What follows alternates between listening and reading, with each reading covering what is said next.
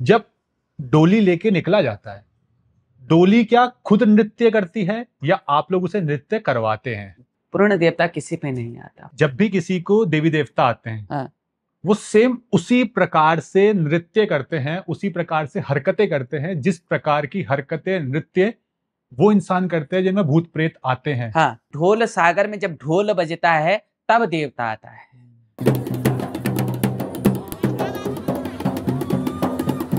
कैसे कोई देवी देवता निर्धारित करते हैं कि हमें इस ही इंसान के शरीर में आना है? जब बच्चा छोटा होता है और उस पे देवता आता है तो पहले डर लगती थी, लोग नहीं चाहते थे हमारे बच्चों पे देवता आए।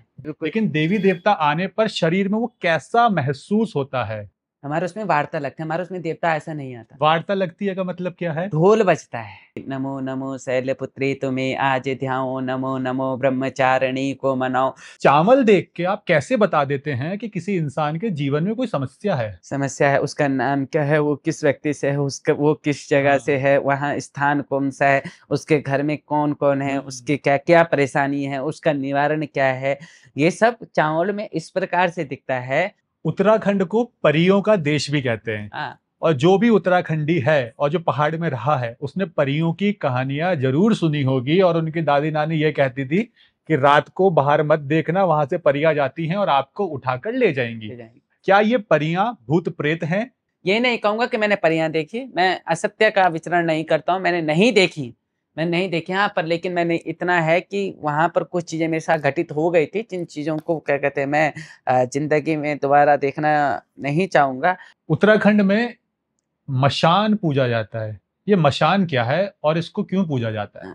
उत्तराखंड का तंत्र किस तरह से भारत के अन्य हिस्सों में होने वाले तांत्रिक गतिविधियों से अलग है और कितना खतरनाक है?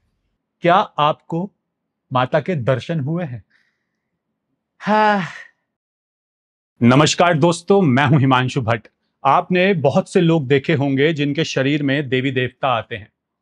उत्तराखंड या हिमाचल के पहाड़ों में देवी देवताओं की डोलियां नृत्य भी करती है।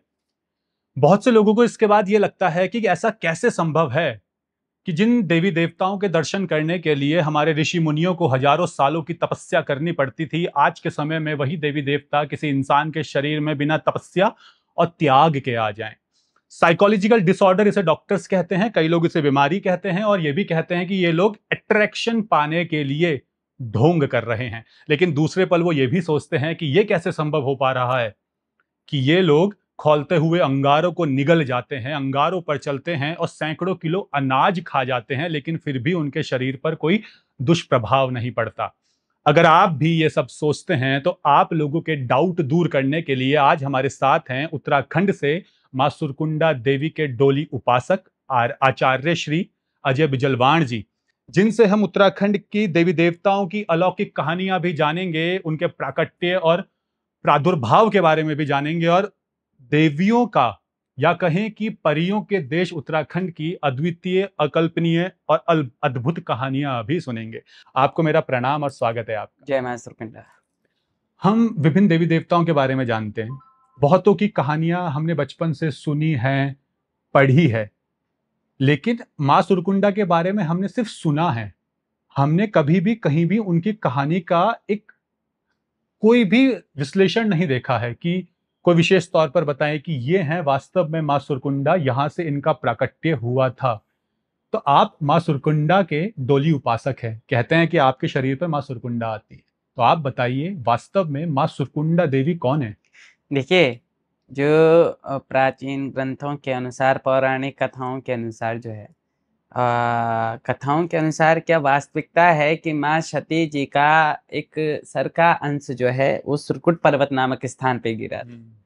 और वहाँ पर जो है सुरकुट पर्वत नामक स्थान पर गिरने के बाद जो है आनंद सिंह जरदारी के द्वारा भगवती की स्थापना की गई। माँ भगवती सुरकुंडा वही है जिसे भगवान दक्ष के यज्ञ में माँ सती जो है अपनी योग माया से अपने शरीर को जो है इस जो नश्वर शरीर होता है, ये जो शरीर पंच तत्वों का बना शरीर होता है, इसे जो है योग माया के द्वारा से अपने को जब ध्वस्त कर दिया, उसके बाद भगवान शंकर ने कांधे पर लाद करके और नारायण के चक्र से भगवती के जितने जितने खंड हुए, श्री खंड हुए, जहाँ जहाँ भगवती के जो है अंश पड़े, उन उन स्थानों पे जो है भगवती के दिव्य सिद्धपीठ बने, शक्तिपीठ बने। उन्हीं शक्तिपीठों में से एक शक्तिपीठ जो है, सिद्धपीठ जो है, वो माँ सुरकंडा है, जो सुरकुट पर्वत नामक स्थान पर है। लेकिन वो कहते हैं ना कि आपके शरीर में माँ सुरकुंडा देवी आती है, तो कैसे कोई देवी देवता निर्धारित करते हैं कि हमें इसी इंसान के शरीर में आना है? देखिए सर्वप्रथम जब आप कह रहे थे कि बिना तप और बिना जप, इस कलयुग में बिना जप तप के परमात्मा की प्राप्ति नहीं हो सकती। और अगर परमात्मा को किसी को अपनी भक्ति करानी है तो उसको अपने द्वारा जो है बहुत सारी चीजें ऐसी चीजें क्रिएट करेगा जिससे उसे परमात्मा को मानने पर सज्ज होना पड़ेगा और भक्ति के लिए वो जो है आतुर हो जाएगा। जो आप कह रहे हैं कि परमात्मा की भक्ति क्या कहते हैं, देवी का देवताओं का आना, ये सब तो देखिए हम ये तो नहीं मानते कि कौन क्या कहता है, किसकी बात क्या है। ये इसी प्रकार से है कि एक शक्ति पुंज का जो है ऊर्जा का भाव आना, ये एक ऊर्जा है। जिस प्रकार से गर्म तवे के ऊपर आप हाथ रखोगे, वो हाथ झटकोगे ना, उसी प्रकार से, और कहीं खोलता पानी होगा तो उसमें हाथ डालने पे हाथ झटकोगे, वो जो उस समय की ऊर्जा होती है, वो ऊर्जा शरीर में असहनीय होती है। ये ऊर्जा भी उसी प्रकार से है। किसी पे देवता आना, देवी आना बिल्कुल स्वाभाविक सी बात है, उसमें उस देवी का एक ऊर्जा का भाव आता है। पूर्ण देवता तो किसी पे संभव नहीं, क्योंकि देखिए शक्ति वह पुंज है जो हमारे शरीर को चला रही है। यदि शक्ति का प्रकाश हमारे शरीर पर ज्यादा हो जाए तो बुखार आ जाता है, और बुखार ज्यादा हो जाए तो शरीर फट जाएगा, इंसान की जो है दिमाग की नसें फट जाएंगी, डैमेज हो जाएंगी, उससे वो मर सकता है। इसी प्रकार से ऊर्जा है, ऊर्जा का जो पुंज होता है वो एक सीमित के लिए जितना परमात्मा देखता है कि ये सह सकता है, उतना ही पुंज अपने उस शरीर के अंदर प्रवेश करता है जिससे वह सह सके, और वही देवता के प्रादुर्भाव के रूप में आता है। क्या फील होता है जब भी देवी देवता आते हैं, उस वक्त कैसा फील होता है आपके शरीर में? जिस समय शरीर का बुखार चढ़ता है, और शरीर क्या कहते हैं बुखार दिमाग में चढ़ जाए तो इंसान शुद्ध बुद्ध खो देता है। बस वही क्या कहते हैं यहाँ पर देवताओं के साथ है। वही प्रकाश का पुंज वही क्रिया करता है जो एक बुखार आने पर एक क्या कहते हैं असामान्य व्यक्ति करता है। वो ऊर्जा है, ये एक शरीर का ताप है। शरीर का ताप जो है वो क्या कहते हैं हो सकता है किसी भी क्रिया से हो सकता है, लेकिन ऊर्जा का पुंज सिर्फ एक ही चीज है, वो भक्ति से, वो भाव से। और ये भक्ति आज की नहीं होती। यहाँ छोटे छोटे बच्चों पे जो 5 साल का होगा, 4 साल, उन पे देवता ना जाता है। ये पूर्व जन्म का लेकर आता है इंसान, इसी जन्म की भक्ति नहीं। जिस प्रकार से जिन गोपियों को भगवान ने क्या किया, अपनी शरणागति दी, जो गोपियों भगवान श्री कृष्ण के साथ में दिखी, वो कौन है, आप उनका विस्तार पढ़िए। वो पूर्व जन्म के जो है महात्मा लोग हैं जिन्होंने भगवान का सानिध्य प्राप्त करने का प्रयत्न किया था। तो ये इस जन्म का नहीं होता, ये पूर्व जन्म के प्रारब्ध होते हैं कि इंसान लेकर आता है, और वो जो है या तो क्या कहते हैं शक्ति की कृपा का पात्र हो जाता है, या किसी ऐसे गुरु के सानिध्य में आ जाता है कि वो संत बन जाता है, या फिर उसमें क्या कहते हैं एक ऐसी क्या कहते हैं ज्ञान की प्रकाश हो जाता है कि वो मतलब वैराग्य की ओर अग्रसर हो जाता है, या फिर ऐसा कुछ होगा उसके साथ, ऐसी चीजें क्रिएट होंगी कि वो देखेगा कि दुनिया व्यर्थ की है, और वो फिर उस पथ पे चलते चलते चलते चलते जो है वो अपने अध्यात्म की ओर मुड़ जाएगा, और अध्यात्म की ओर से जो है लोगों को प्रकाशित करेगा, लोगों को प्रसारित करेगा, अपने धर्म ग्रंथों की बात को लेकर वो ब्राह्मण बन जाएगा, या फिर कोई क्या कहते हैं सिद्ध व्यास बन जाएंगे। तो ये सब जो है परमात्मा के लेख में सम्मिलित है। कोई आज का उपासक नहीं बन सकता, ये पूर्व जन्म का कोई लेके आएगा, अगर वो बाल्यावस्था से है। हाँ, जब सोच समझ आ जाए, जब ये हो कि इंसान 20, 22, 23 के बाद हो, तो इंसान की समझ आ जाती है। लेकिन परमात्मा के साथ हस्तक्षेप करना, परमात्मा के साथ जो है किसी प्रकार से, हम देखो परमात्मा हमारे साथ खेल सकता है, और हमने अगर परमात्मा के साथ खेलना प्रारंभ किया और उसके बाद परमात्मा ने हमारे साथ खेलना प्रारंभ किया, तो उसका दुष्परिणाम क्या होता है या कोई जान नहीं सकता। आपके कहने का मतलब है कि पूर्ण रूप से शरीर में देवी देवता नहीं आते, ये उनकी एक झलक और शक्ति का एक पुंज होता है। छोटा सा आपने चिंगारी को उड़ते देखा, जब अंगार उड़ता है तो चिंगारी उड़ती है, बस ये चिंगारी है, बस वो छोटी सी चिंगारी है। पूर्ण देवता किसी पे नहीं आता। पूर्ण देवी कोई ये कहे कि 24 घंटे क्या कहते हैं कोई हाथ ऐसे करके बैठा रहे कि हाँ मैं ही देवता हूँ, मैं ही मेरी ही पूजा करो, वो उस चीज को मैं नहीं मानता। प्रकार जो हमारे जब ढोल बजता है तो वो कुछ समय के लिए, मात्र कुछ क्षणों के लिए जो है देवता आता है, और आने के बाद जो है वो जब थाल पकड़ता है, जब आसन बैठता है तो वो उसकी जिह्वा पे बैठ जाता है, और जिह्वा में बैठने के बाद जब तक उसकी थाल पकड़ रखी है तब तक वो देवता नौरा बोलता रहता है, वो तब तक नौरा बोलता रहेगा। ये तो जैसा आपने कहा ना कि शरीर का ताप है, हाँ, और वो एक ऐसा ताप है जो हम सहन नहीं कर पाते। नहीं कर पाते। लेकिन मैं ये जानना चाह रहा था कि आपने खुद बुखार का एग्जाम्पल दिया। हाँ बिल्कुल, शरीर में बुखार आता है, बिल्कुल, हीट बढ़ती है, बिल्कुल, ताप बढ़ता है, शरीर में दर्द होता है, बदन टूटता है, बिल्कुल। ये बुखार का सिम्टम है। बुखार, जोड़ों में दर्द होता है तो वो दर्द होता है, दर्द सर में होता दर्द होता है तो दर्द महसूस दर्द होता होता है, है। बिल्कुल। लेकिन देवी देवता आने पर शरीर में वो कैसा महसूस होता है? आप ये सोचिए कि जब देवता आने का, तो इस समय जब ढोल बजता है तो धीरे धीरे धीरे धीरे इंसान अपने सुध-मुध खो देता है। वो क्या कर रहा है, क्या नहीं कर रहा है, उसे खुद तो उस चीज का स्मरण नहीं रहता। लेकिन जब देवता जाता है तो उसे ऐसा लगता है कि उसके 1 हफ्ते के क्या कहते हैं लिया हुआ खाना हो, या फिर कोई मतलब ये समझिए कि उसकी शक्ति क्षीण हो जाती है। अच्छा, जब देवता शरीर से जाते हैं तब? वो इतना क्षीण हो जाएगा, इतना क्षीण हो जाएगा कि बहुत ऊर्जा व्यय होती है। बहुत उसको सहने के लिए भी सामर्थ्य चाहिए। वो परमात्मा है, उसको ऐसे नहीं सहा जा सकता। उसको सहने के लिए भी एक सामर्थ्य चाहिए। वो सामर्थ्य होना चाहिए। इंसान के लिए वो सामर्थ्य ऐसा नहीं कि आप कुछ भी अटरम-सटरम खा रहे हो तो फिर क्या कहते हैं, नहीं। उस सामर्थ्य को आप तभी सह सकते हो जब आप क्या कहते हैं अपने नियम पे हो, अपने धर्म पे हो, अपने कर्म पे हो, अपने जो परहेज आपको दिया गया है उस पे हो। नियम धर्म नहीं करोगे तो देवता भी छोड़ के चल जाता है। हवा है, हवा ने आज किसी को पकड़ा, आज मुझे पकड़ा, मैं नियम धर्म पे नहीं रहा, किसी और को पकड़ लेगा। ऐसा ज़रूरी नहीं कि मैं ही उसका, नहीं, ये किसी को भी पकड़ लेगा। जिसकी आज्ञा होगी, जिसको जितना देना होगा उसको उतना देना होगा। अगर उसने नियम किया तो सदैव के लिए परमात्मा की शरणागति को प्राप्त कर लेता है।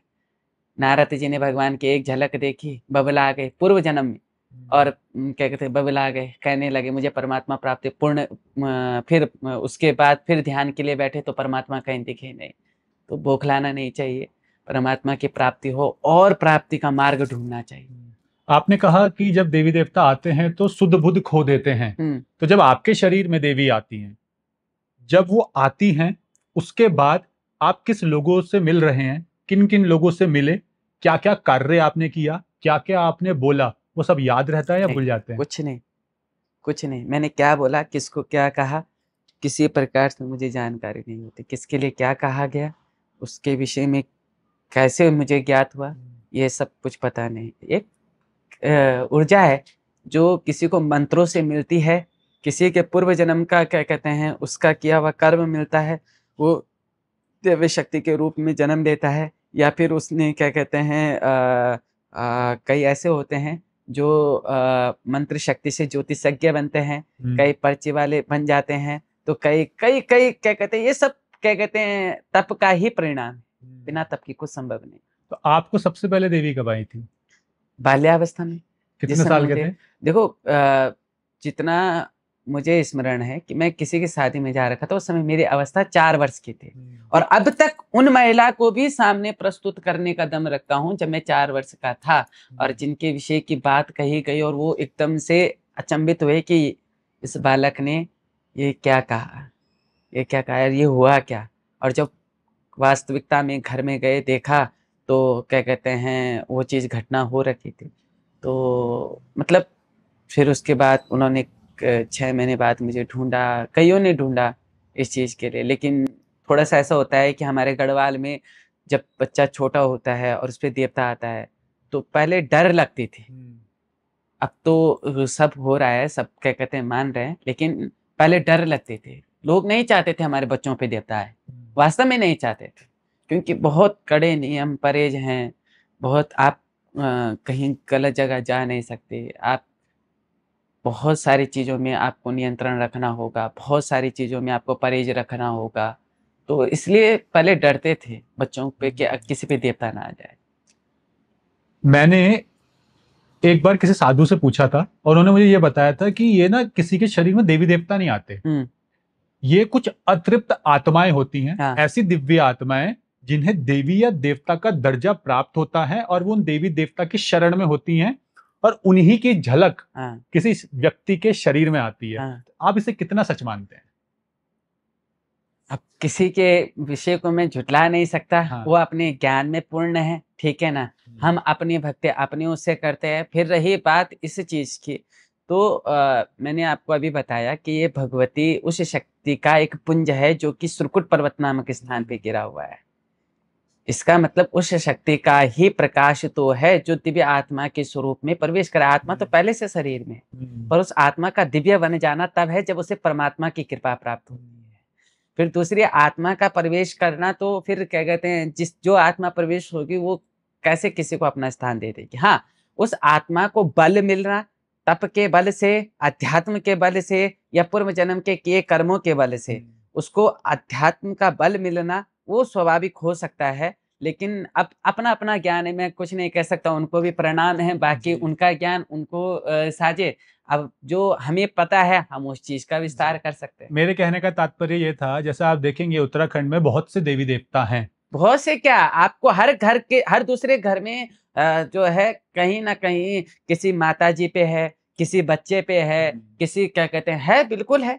प्रकाश का पुंज है। उत्तराखंड में तो सौभाग्यशाली जन्म देगा। हाँ, तो ऐसे बहुत से लोग हैं जिनके कुल देवी देवता वो हैं हाँ। जिन्होंने जन्म तो इंसान के तौर पर लिया था, लेकिन उनके कर्म इतने महान थे कि उन्हें देवी देवता का दर्जा प्राप्त हुआ। अभी भी है। अभी भी आप रथी देवता को देख लो, मान चंपुआ देवता को देख लो, आप धन सिंह देवता को देख लो, आप क्या कहते हैं ये महेंद्र देवता को देख लो, आपके क्या कहते हैं जितू बरद्वाल को देख लो। आज भी जितू बरद्वाल की प्रथा चलती है। तो ये है, वास्तविकता है, माना जा सकता है कि ये सत्यता है, उसे हम झुटला नहीं सकते। मैंने क्या कहा, इस सृष्टि में जो हो रहा है, जो चल रहा है, उसे झुटलाया नहीं जा सकता। वो जो परमात्मा करा रहा है उसकी लीला को कोई समझ नहीं सकता। वो क्या करा रहा है, क्या उसको करना है और क्या करवाएगा, ये कोई सामान्य व्यक्ति समझ नहीं सकता, ठीक है। और असामान्य व्यक्ति जिसने उस तत्व तक को खोज कर ली हो, वो इस चीज को समझ सकता है कि अब परमात्मा कोई लीला कर रहा है। हमारे साथ कोई घटना होती है, हम रोना स्टार्ट कर देते हैं कि हमारे साथ घटना हो गई, लेकिन उसे ये समझ आता है कि कोई असामान्य व्यक्ति होगा जो परमात्मा के उस तत्व तक है, उसे ये परमात्मा ने लीला कर दी, इसके साथ दुख भेज दिया, इसका मतलब परमात्मा इसके पीछे दौड़ने के लिए आ गया। ये है, हम झुटला नहीं सकते। इसलिए मैंने कहा था कि ये दिव्य आत्माएं हैं। हाँ बिल्कुल है। इसलिए ने, क्योंकि ये देवी की शरण में, देवी का दर्जा प्राप्त है, इनके हाँ। कर्म इतने महान थे, तो इसलिए उन्हें दिव्यता का दर्जा मिला है। ये है, वास्तव में उत्तराखंड में है। उत्तराखंड क्या, आप संपूर्ण पहाड़ में। हाँ, संपूर्ण भारत में, संपूर्ण भारत क्या, भारत के बाहर भी है। आप बाली चले जाओ, आप कहीं चले जाओ, मैं आपको ऐसे लोगों से जो बाहर होकर भी, और इन ये चीजें हैं, उन पे देवता भी हैं, उन पे हर चीज है। यहाँ क्या कहते हैं, वो बोला जाता है ना कि यहाँ पर नकारात्मक तौर से किसी चीज को नकारा नहीं जा सकता। यहाँ असंभव नाम की कोई चीज है ही नहीं, यहाँ सब कुछ संभव है। ये भारत है, वैसे तो संपूर्ण विश्व में, लेकिन ये भारत है। जिस भारत में लीलाएं हुई हो और उस लीला का विस्तार कलयुग में चल रहा हो, तो वो कुछ भी कर सकता है। कुछ भी कर सकता है, यहाँ कुछ भी हो सकता है। लोगों में एक डाउट और रहता है, वो कहते हैं जब भी किसी को देवी देवता आते हैं, हाँ। वो सेम उसी प्रकार से नृत्य करते हैं, उसी प्रकार से हरकतें करते हैं, जिस प्रकार की हरकतें नृत्य वो इंसान करते हैं जिनमें भूत प्रेत आते हैं। हाँ। तो आप इसे कितना सच मानते हैं? क्योंकि काफी सारी चीजें बहुत सिमिलैरिटी है। हाँ। उसी तरीके से वो बाल खोल के नृत्य करते हैं, उसी तरीके से बॉडी का कंपन होता है, उसी तरीके से हाथ हिलाते हैं, उसी तरीके से उनकी चित्कार निकलती है। हाँ। आप कितना सच मानते हैं? देखो, मैंने क्या कहा, अगर किसी पे भूत लग रहा है, प्रेत लग रहा है, हर चीज है, तो अब देखा जाए वहां पर वो जो दूसरा व्यक्ति है जिसपे लगा है, मैंने क्या, वो एक एनर्जी है। हाँ। वो भी एक एनर्जी है। वो एनर्जी है तो वो भी तो दूसरा व्यक्ति, अभी मैं आपको क्या समझा रहा था, वो दूसरा व्यक्ति भी वो सहने में सामर्थ्य नहीं है। तो फिर क्या कहते हैं, जो पॉजिटिव एनर्जी है, उस जिस व्यक्ति में पॉजिटिव एनर्जी होगी वो तो और ज्यादा नहीं संभाल सकता, वो तो और ज्यादा भी बुलाएगा, और ज्यादा भी बुलाएगा। लेकिन हमारे उसमें ऐसा नहीं होता। हमारे उसमें क्या है, वार्ता लगती है। हमारे उसमें वार्ता लगता है, हमारे उसमें देवता ऐसा नहीं आता। वार्ता लगती है का मतलब क्या है? ढोल बजता है, ढोल बजता है तो वार्ता लगती है। पहले लगती है धुयाल, जिसमें भगवान को जगाया जाता है, धुयाल दी जाती है। फिर लगती है कि जैसे देवी ने, जैसे देवी की धुयाल है, तो देवी की धुयाल में जैसे लगता है कि नमो नमो शैलपुत्री तुम्हें आज ध्याओ, नमो नमो ब्रह्मचारिणी को मनाओ। फिर उसमें आता है कि मार मार दैंता, मार मार देवी तू दैंत कर श्रृंगार, हे देवी तू चले चंड मुंड मारने, हे देवी तेरा मतलब जो दैंत श्रृंगार लगता है, उस दैंत श्रृंगार में फिर देवी के विषय में बताया जाता है कि रक्त बीज को तूने रक्तपान करे, हे देवी खपर को धार करे। तो वो चीजें जो है जिस व्यक्ति में देवता आता है या देवी आती है, तो उसकी वाइब्रेशन उसी प्रकार से हो जाती है। और जैसे वो कहता है ढोल कहता है कि जैसे वेद मंत्रों में होता है, देव हो शांतिरंतरिक्षं शांति पृथ्वी शांतिरापः, ऐसे ही क्या शांति पाठ। हाँ, ये ढोल में भी क्या कहते होता है कि जा देवी अवै जा पैता सार जा कैलाशों का थान जाने, ढोले दे प्रयाग जाने, हरे का हरिद्वार जाने। तो ये फिर वो देवता फिर धीरे धीरे धीरे धीरे करके शांत, यहाँ शब्द है, यहाँ पर बुलाने का, आमंत्रण का। ये नहीं कि क्या कहते हैं कहीं पर भी देवता होता है, ऐसा नहीं कहता कि नहीं होता। मैंने क्या कहा, अस्वीकार कुछ चीज नहीं की जा सकती है, स्वीकार मान्य होगा। पर मैंने जितना देखा है, जितना समझा है, जितना वो है, हमारे साथ लीलाएं हुई हैं, हमने यही देखा है कि शब्द के ताल पे या फिर किसी पे अचानक विपत्ति आ गई है, और वो क्या कहते हैं देवता को हृदय से पुकारा है, तो एकदम से वहां पर देवता आ जाएगा। ये है। अन्यत्र क्या कहते हैं, ढोल सागर में जब ढोल बजता है तब देवता आता है। हाँ, कोई ऐसे ही चिंगार ऐसे वो करे तो मैं इस चीज का वो करता हूँ कि भाई होगा, अपना अपना मत होगा, जिसका उसकी भक्ति होगी। अब मैं इस चीज को नहीं जानता हूँ, मानता तो सब कुछ हूँ, लेकिन क्या कहते हैं इस चीज को नहीं जानता हूँ। लेकिन जितना मुझे ज्ञान है कि ढोल सागर पर ही देवता का अवतरण होता है। ढोल सागर बजेगा तो देवता आएगा, ढोल सागर नहीं होगा तो किसी भक्त की पुकार में आएगा, नहीं होगा तो उसके बाद देवता अपनी जगह फिर 3 साल में यात्रा, तो 3 साल में आएगा। यानी ये हमने बहुत देखा है अलग अलग जगहों पर, कीर्तनों में, हाँ, जगरातों में, जगरातों में बिना ढोल के, बिना हाँ। ढोल सागर के इनमें देवी देवता आ जाते हैं, या कोई ऐसे ही अकस्मात किसी मंदिर में गए वहां पे आ गए। तो देखो, जगराता हो गया, कीर्तन हो गया, तो वहां पर भी तो शब्द लग रहा है, यहाँ पर भी तो शब्द है। यहाँ पर देवता का आवाहन जो वेद मंत्रों से होता है, उसी प्रकार से आवाहन शब्द के द्वारा होता है। ढोल में बज गया शब्द, आपका क्या कहते हैं जो तबला होता है, तबला भी तो भगवान शंकर की देन है, तो उसमें बजा हुआ शब्द, आपका क्या कहते हैं ढोलकी में बजा हुआ शब्द, ये शब्द है, इस पे नकारा नहीं जा सकता, ये शब्द है। मैं उस चीज में कह रहा हूँ जो बिना ढोल या फिर क्या कहते हैं वो चीजें अलग है। हम उस चीज को क्या कहते हैं मानते हैं, लेकिन वो चीजें उनका ज्ञान होगा, हम उस चीज को नहीं वो कर सकते। हमने जितना सुना है कि अगर देवता के निमित्त शब्द बज रहे हैं और शब्दों में देवता का आवाहन किया जा रहा है, तो वो देवता प्रकट होगा। वो कहते हैं ना कि शब्दों में वाइब्रेशन होता है, वाइब्रेशन होता है, वाइब्रेशन से फ्रीक्वेंसी निकलती है, वहीं से ऊर्जाएं आ रही हैं। ऊर्जाएं आ रही, बस वही है। तो सारा खेल शब्दों का है। शब्दों का है। जैसे संस्कृत के हर शब्द की अपनी एक अलग ऊर्जा होती हाँ है। बिल्कुल, अपनी ऊर्जा है। और अब क्या कहते हैं सौर मंडल के बाहर भी सुनोगे तो एक शब्द है, ओंकार का शब्द है, हमेशा है। शब्दों से परमात्मा की अगर आवाहन हो तो मैं उस चीज में सत्यता का आधार देता हूँ। आप लोग चावल देखते हैं, हाँ, मैंने हर जगह देखा है जहां भी देवी देवता आते हैं, हर कोई कहता है आप अपने घर से चावल लेके आओ। चावल लेके आओ। चावल देख के आप कैसे बता देते हैं कि किसी इंसान के जीवन में कोई समस्या है? समस्या है, उसका नाम क्या है, वो किस व्यक्ति से है, उसका वो किस जगह से है, वहाँ स्थान कौन सा है, उसके घर में कौन कौन है, उसकी क्या क्या परेशानी है, उसका निवारण क्या है। ये सब चावल में इस प्रकार से दिखता है कि जो चावल होता है ना, ये परंपरा आज से नहीं, ये परंपरा भगवान श्री कृष्ण के युग से चल रही है। एक चावल से भगवान ने सुदामा का क्या कहते हैं 3 मुट्ठी चावल लेके आए थे। 3 मुट्ठी में तो एक मुट्ठी में तो एक लोग समर्पित कर दिया था। तो ये तो भगवान की उस युग से चलता आ रहा है। तो उस समय के टंडोल जो हैं आज भी टंडोल चलते हैं, और ये आज क्या कहते हैं हमने आज से ही नहीं क्रिएट किए। हमारे दादा परदादा बुढ़ दादा से लेकर हमारे नाना बुढ़ नाना से लेकर पता नहीं कितनी परंपराएं हो गए जहां ये चावल की प्रथाएं चल रही। आज इस परंपरा को चलते चलते पता नहीं कितनी पीढ़ियां हो गई।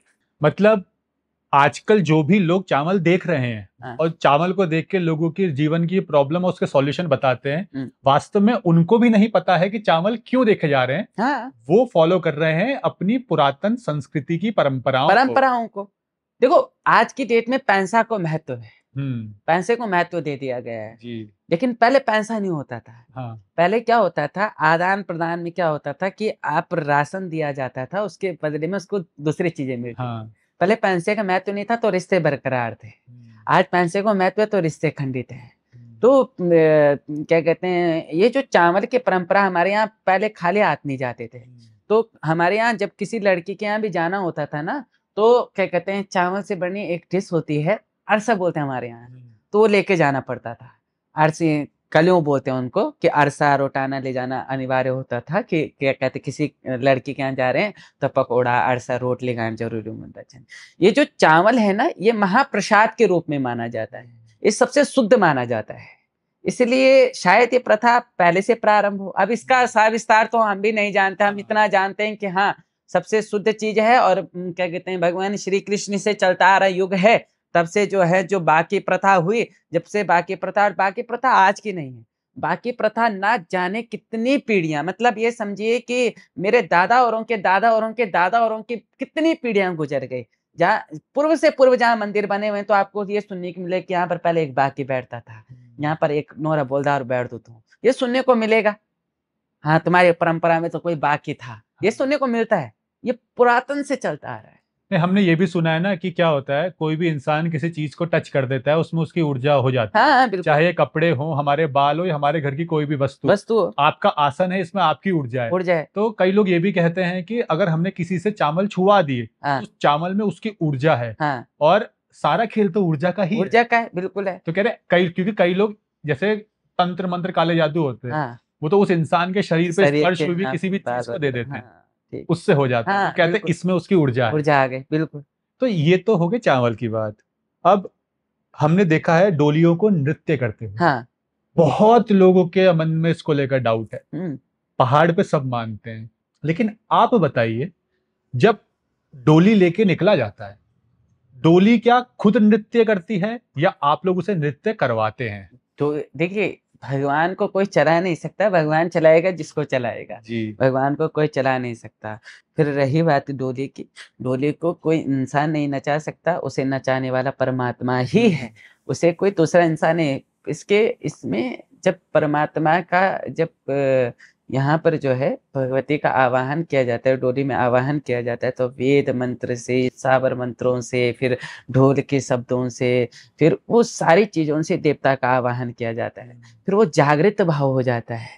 तो वो चल अवस्था में जब भगवती की स्थापना की जाती है, तो वो फिर चल अवस्था में परमात्मा जब ढोल शब्द बजता है, तो उसमें कंपन आनी प्रारंभ होती है। फिर उस कंपन वाइब्रेशन से, उस कंपन से जो है धीरे धीरे धीरे धीरे धीरे धीरे क्या कहते हैं, वो एक ऐसी पोजीशन बन जाती है कि डोली अपने आप नृत्य करने लग जाती है। हम जब डोली को उठाते हैं तो क्या कहते हैं, बिल्कुल हाथ छोड़ के रखते हैं जब तक उसमें कंपन स्वतः नहीं आते। ये क्या कहते हैं, डोली को पकड़ना इसलिए अनिवार्य हो जाता है क्योंकि जब नाचते हैं तो सर से पार चले, तो वो गिरने का जो डर रहता है, बैलेंस देने के लिए। हाँ, वो अनिवार्य है। नहीं तो फिर क्या कहते हैं, नीचे भगवान है, तो वो तो अपने शुद्ध बुद्ध में नहीं हो सकता। तो फिर क्या कहते हैं, उस चक्कर से कंधे भी वो हो जाते हैं, बहुत सारी चीजें जो दिक्कत वो कर जाती हैं। किंतु परमात्मा की भक्ति साधारण तौर से नहीं की जा सकती, माना जाता है। और वो कंपन जो है, वो वाइब्रेशन जो है, वो नृत्य करना वो स्वतः है, उस पर किसी मनुष्य का हाथ नहीं। तो ये वाइब्रेशन आपने कहा ना, जितनी देर तक चलता है, हाँ, उतनी देर तक नृत्य, हाँ। लगभग कोई फिक्स टाइम पीरियड रहता है कि इतनी देर से इतनी देर तक तो चलेगा ही चलेगा? देखो, पहले वाइब्रेशन होती है, पहले नृत्य करते हैं, उसके बाद देवी क्या कहते हैं, जिसे सामने वाला व्यक्ति है उसके विषय का भान करा कि हाँ भाई ये है। आप क्या कहते हैं, देवी को ये हो गया कि आप अपने थान को जाना है, उसका कोई समय निर्धारित नहीं। वो 1 घंटा रहे, 2 घंटा रहे, पूरा दिन रहे, उस पर कोई समय किसी का निर्धारित नहीं, वो आज्ञा करेगी। उसने कह दिया मुझे क्या कहते हैं बैठना है, तो फिर वो स्थान अपना ग्रहण कर लेती। उसमें किसी का कोई रोल नहीं, किसी का रोल नहीं। हाँ। देवी क्या कहती है?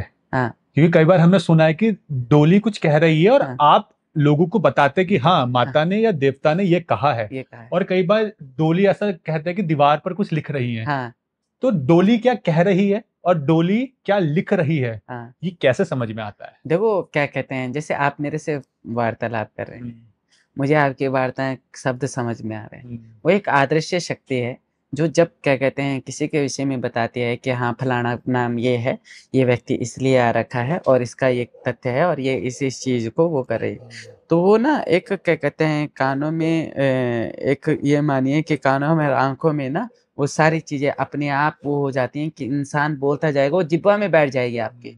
आपको क्या बोलना है, कितना बोलना है और क्या समझाना है, वो सिर्फ़ उतना ही आप बोल पाएँगे जितना उसको आपसे बुलवाना होगा। ये समझिए कि जीभ उसने पकड़ रखी। उत्तराखंड में मशान पूजा जाता है। ये मशान क्या है और इसको क्यों पूजा जाता है? देखो मशान की जो प्रक्रिया है, मशान आज से ही नहीं है। मशान एक प्रकार से जब कोई अधोगति का मर जाता था हमारे उसमें, या फिर क्या कहते हैं उसको जब अधोगति में मिट जाता था, फिर क्या कहते हैं जन कोई गाड़मती मर गई, तो हम लोग कहते थे कि गाड़ो मशान छे, ठीक है ना। तो वो मशान बन जाता था। कोई ऐसे व्यक्ति ऐसी अवस्था में मरना, कोई गर्भवती अवस्था में मरा हुआ है, कोई ऐसी अवस्था में मरा है जिस समय पे जो है जो योग बैठा था, वो योग जो है वो योग गलत बैठ रखा था। उस समय क्या कहते हैं देव योग नहीं था, उस समय जो है प्रेत योग था। तो प्रेत अवस्था में बैठ करके मशान रूप में बन जाता है। मशान क्या कहते हैं कलवा मशान, ललवा मशान, जितने भी मशान हैं ये देवता के साथ भी चले जाते हैं। जैसे देवता के साथ भूत प्रेत चलते हैं, ऐसे मशान देवता के साथ भी चले जाते हैं। पूजे इसलिए जाते हैं कि हर चीज़ का एक पूजने का एक तरीका है। किसी को ये मशान ये दिक्कत करते हैं, दिक्कत करने क्योंकि देखो प्रेत अवस्था है, देव अवस्था सौभाग्य देगा। प्रेत अवस्था जो प्रेत अवस्था में होगा वो पीड़ा देगा मोक्ष के लिए, उसकी शांति के लिए कि मेरी शांति कराओ। तो मशान वही है कि वो जब किसी के शरीर पे लगता है तो वो अपनी शांति के लिए, अपनी भूख के लिए जो है आपसे पूजा लेगा। बस इतना है इसका। अच्छा, इतना ही है। हाँ। तो मशान और जल तराश में क्या फर्क है? क्योंकि पहाड़ पे हम ये भी सुनते हैं बहुत कि नदी के किनारे डरो मत, पानी से डरो मत, जल तराश लग जाएगा। जल ये क्या है? हाँ, जल छाया बोलता हूँ। हाँ, जल छाया या जल तराश। हाँ, जल छाया जो ये एक प्रकार से वही है, मशानी तौर पे मान के चलो। ये वही है जो जल की अवस्था में मरता है। या फिर जैसे अब गंगा जी है, गंगा जी में अस्थियाँ बह रही हैं, अस्थियाँ बहने के बाद जो है आज लोग समझ नहीं रहे हैं, इस चीज़ को नहीं समझ रहे हैं कि घाटों में खुले बाल लेकर घूम रहे हैं। और अब तो मॉडर्न ज़माना हो गया, ख़ैर मॉडर्निस्ट हो गए, तो अब सब चीज़ें लगता है कि ढोंग है, ढकोसला है। देखो इसका साइंटिफिक इफ़ेक्ट भी पड़ता है, बिल्कुल पड़ता है। हम लोग ने आज जिस चीज़ को हम लोग कह रहे हैं कि नहीं ये तो मॉडर्न ज़माना है, तो आज उसको साइंस ना हाथ जोड़ के मान रही है। जब रिसर्च हो रहा है ना उस चीज़ में तो हाथ जोड़ के मान रही है कि हाँ, ये चीज़ें हैं भैया। पहले हम लोग क्या कहते हैं कितनी चीज़ों को हम लोगों ने नकारा, लास्ट में साइंस ने उस चीज़ को कहा हाँ, यहाँ पर जो है ये चीज़ तो होती है।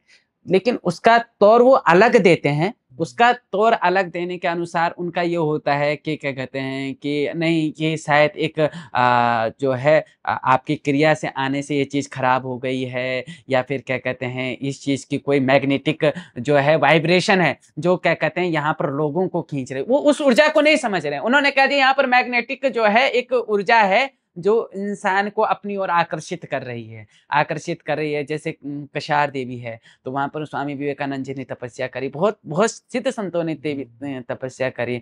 सुरकुट पर्वत है, वहाँ पर एक वाइब्स है, मैग्नेटिक अब साइंटिफिक तौर से वहाँ पर वो है, लेकिन हमारे वहाँ हमारे उससे जो है वो तपस्थली है, उसमें ऊर्जा का भाव है। तो वो जल छाया होना, जल का क्या कहते हैं जल मशान होना, ये भी एक ऊर्जा है, ये ऊर्जा है। तो हम लोग कहते हैं कि नहीं नहीं वहाँ पर चिल्लाना नहीं चाहिए, वो ऊर्जा जो है हमारी ऊर्जा से कनेक्ट हो जाए, कनेक्ट हो जाए। आप शांति प्रिया से स्नान करो, स्नान करने के बाद आप घर को आ जाओ, वरुण देवता को प्रणाम करो, घर आ जाओ।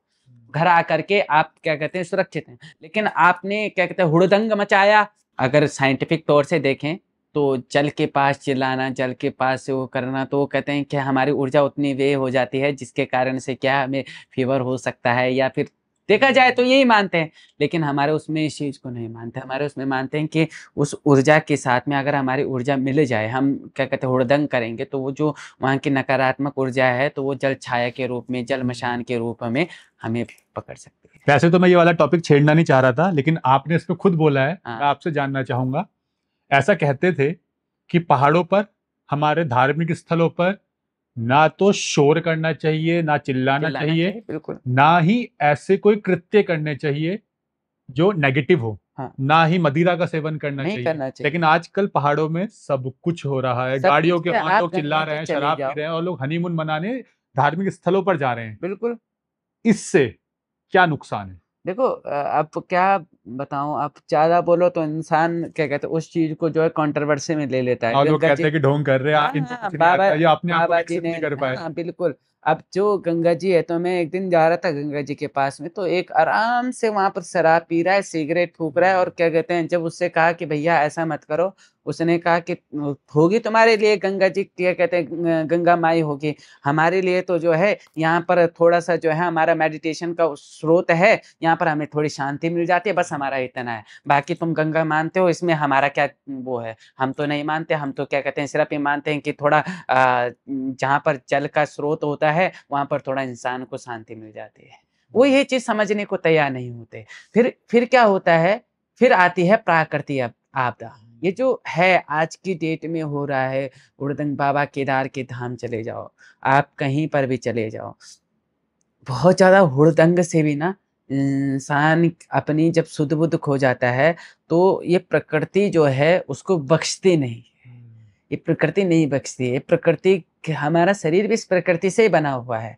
और जब हमारा शरीर हुड़दंग करना प्रारंभ करेगा, तब तब प्रकृति नुकसान करेगी। और आपको ये सचेत कर देता हूँ कि आने वाले कुछ साल सबके लिए बहुत घातक होंगे। जिस प्रकार से अभी हो रहा है ना गंगा माई के प्रति और आस्था के प्रति, बिल्कुल क्या कहते हैं, कह सकते हैं वास्तव में, जैसे कई लोग कहते हैं कि ढोंग वगैरह प्रपंच, अब ये चीजें बहुत हो गई हैं। अगर बोलता भी है तो मुझे बुरा इसलिए नहीं लगता है, क्योंकि वास्तविकता में हो गई है, हो गई है। अब जिस चीज में हो गई, अब वो नहीं रह सक, क्या कहते हैं, मैं भी हूँ। अब चाहे मैं हूँ चाहे कोई भी है, मैं स्वीकार करता हूँ भाई इस चीज को कि आस्था उस प्रकार की नहीं हो पा रही है जिस प्रकार की पूर्व में थी। लेकिन मैं कोशिश करता हूँ कि मैं वो पूर्व की चीजों को बना के रखूं। आज उस चीज को मॉडर्नाइज कर दिया गया है, मॉडर्नाइज कर दिया गया है, उस चीज को बहुत ज्यादा और चीजों से जोड़ दिया गया है। कॉरिडोर बन गए हैं, काफी सारी चीजों को वो कर दिया है। अब उठाओ तो फिर तब बहुत बड़ा मुद्दा उठ जाता है। पर मैं जानता हूँ कि जब तक आस्था के साथ खिलवाड़ होगा तो एक समय विनाश का बहुत बुरा हाल होगा, और ये कुछ सालों में ही होगा। ये कुछ आने वाले 3 से 4 साल बहुत भयानक बताए गए हैं। भयावह होंगे, भयावह होंगे, बहुत भयावह होंगे, इतने भयावह होंगे कि इंसान शायद परमात्मा की शरणागति को समझ पाएगा। हाँ, कई लोग, ये कई सिद्ध पुरुषों ने लिखा है कि नवयुग का निर्माण हो रहा है, जो भी नहीं नहीं, कचरा अभी होगा सब तो साफ हो चतुर्थ जाएगा। युग तक अभी नवयुग का नहीं। कहने का मतलब है कि जो भी कचरा इस वक्त है समाज में, धीरे धीरे वो साफ होगा। देखो मैं ये मानता हूँ कि कलयुग जैसे जैसे प्रभाव बढ़ेगा, फिर दूसरी ओर क्या है, अब नवयुवकों ने कहीं ना कहीं जो है धर्म की डोर को संभाला है। बीच में सब क्या हो गए थे, अब सब लोग इस चीज पे सवाल उठाने, जो अन्य धर्म वाले इस चीज पे, अरे ढोंग हो गया, पाखंड हो गया, नवयुवकों ने, अब नवयुवक कैसे भक्ति कर सकता है। तुम लोगों ने, पूर्वों वालों ने नहीं की, तभी तो नवयुवकों को क्या कहते हैं, भगवान ने नवयुवकों युवकों को भेजा। नवयुवकों में किसी को महात्मा भेजा, किसी को कुछ भेजा, नवयुवक ही क्यों आगे आ रहे हैं। भगवान ने इसीलिए तो भेजा। और वो जो प्राकृतिक आपदाएं आ रही, वो क्यों आ रही हैं, इसी कारण से तो आ रही हैं। तुम लोगों ने अपने देवता छोड़े, तुम लोग सत्संग की ओर गए, तुम लोगों ने दूसरे धर्म अपनाए, धर्म का धर्मांतरण कर दिया, बर्बाद कर दिया देवताओं को। एक पूरा गांव हमारे यहाँ धर्मांतरण की ओर अग्रसर हो गया। क्यों हुआ, इसी चक्कर से तो हुआ है। नहीं 5,000 4,000 देकर के उनका धर्मांतरण करा रहे, अरे हम भला कर रहे हैं जी, क्या कहते हैं। अगर भाई आज की डेट में इंसान पैसे का महत्वाकांक्षी हो गया है। महत्वाकांक्षी क्या है, मुझे महत्वाकांक्षी है भाई, मुझे देवी का एक ऐसा मंदिर बनाना है जिस मंदिर को क्या कहते हैं, जिस मंदिर में एक ऐसी ऊर्जा हो जिसमें पैर रखते ही इंसान की सारी नकारात्मक ऊर्जा खत्म हो जाए। कोई डिप्रेशन हो, कोई, मुझे है इस चीज का है, मेरे मन में है कि एक ऐसा मंदिर बनना चाहिए क्या कहते हैं, जहां पर क्या कहते हैं यहाँ ऐसा मंदिर हो जिसमें सारी नकारात्मक ऊर्जा ध्वस्त हो जाए, एक ऐसी गौशाला हो जाए जिस गौशाला में जो है रोड पे कोई गाय घूम ना सके, सारी गायों को गौशाला प्राप्त हो, ऐसी गौशाला बननी चाहिए। एक ऐसा अस्पताल बनना चाहिए जो सरकारी अस्पताल से अच्छा हो, वहां पर कंडीशन पूरी है, लेकिन वहां पर जो है क्या कहते हैं इलाज के लिए बड़ी दिक्कत आती है, और बड़े बड़े सरकारी अस्पताल बने हुए हैं, लेकिन वहां पर एक ऐसा अस्पताल भी होना चाहिए जिस अस्पताल में क्या कहते हैं गरीब से गरीब और अमीर से अमीर को एक जैसी क्या कहते हैं वो एक ऐसा शिक्षालय होना चाहिए जहां पर क्या कहते हैं आम जनमानस, आजकल क्रिश्चियन एकेडमी स्कूल बन चुके हैं अपने नरेंद्र नगर में, उनको क्या कहते हैं ओ गॉड पता नहीं क्या क्या सिखाए जा रहे हैं। मैं कहता हूं कि ठीक है आप अपने परमात्मा के, लेकिन उनको उनकी संस्कृति से भी जोड़ के रखो, संस्कृति से भ्रमित मत करो।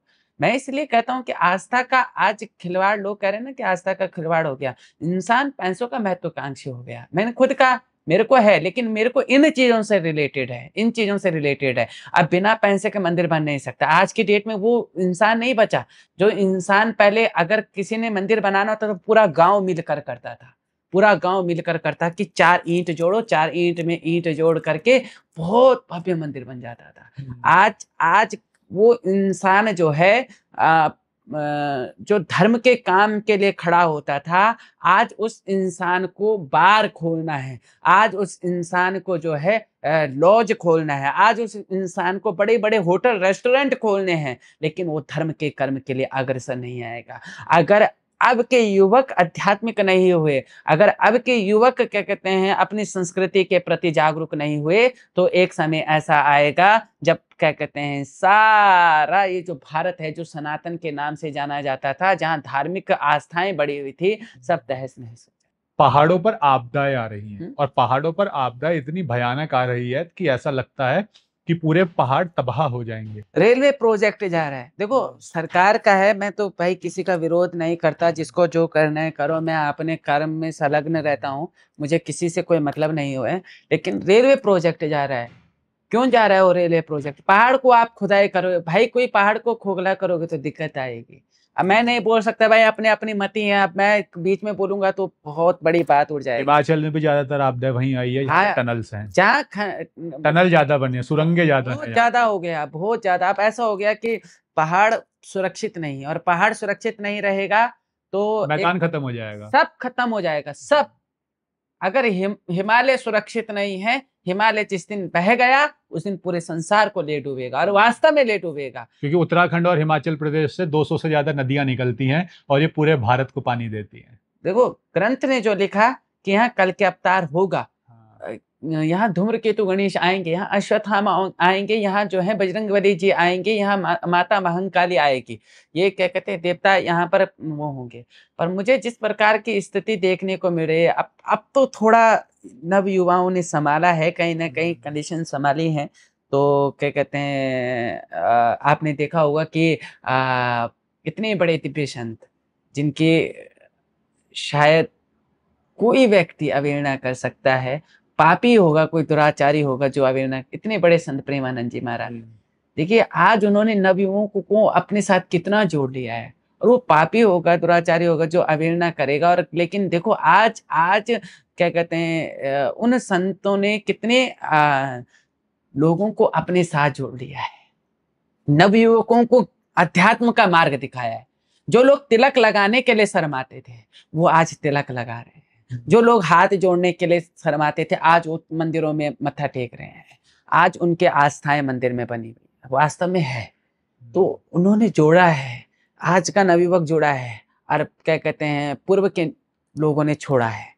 तो जब जब ये होता है कि धर्म की आनी, तो तीसरी पीढ़ी जरूर आती है धर्म को बचाने के लिए, शायद ये वही तीसरी पीढ़ी है। और कलयुग का अगर ये ऐसे संत नहीं होंगे और धर्म नहीं बचेगा, तो मुझे नहीं लगता कि चौथा चरण आने में कोई देरी लगेगी। मुझे लगता है कि पहले तो सब खत्म हो जाएगा, तब भगवान का कल के अवतार आएगा कहीं नए युग की स्थापना करने।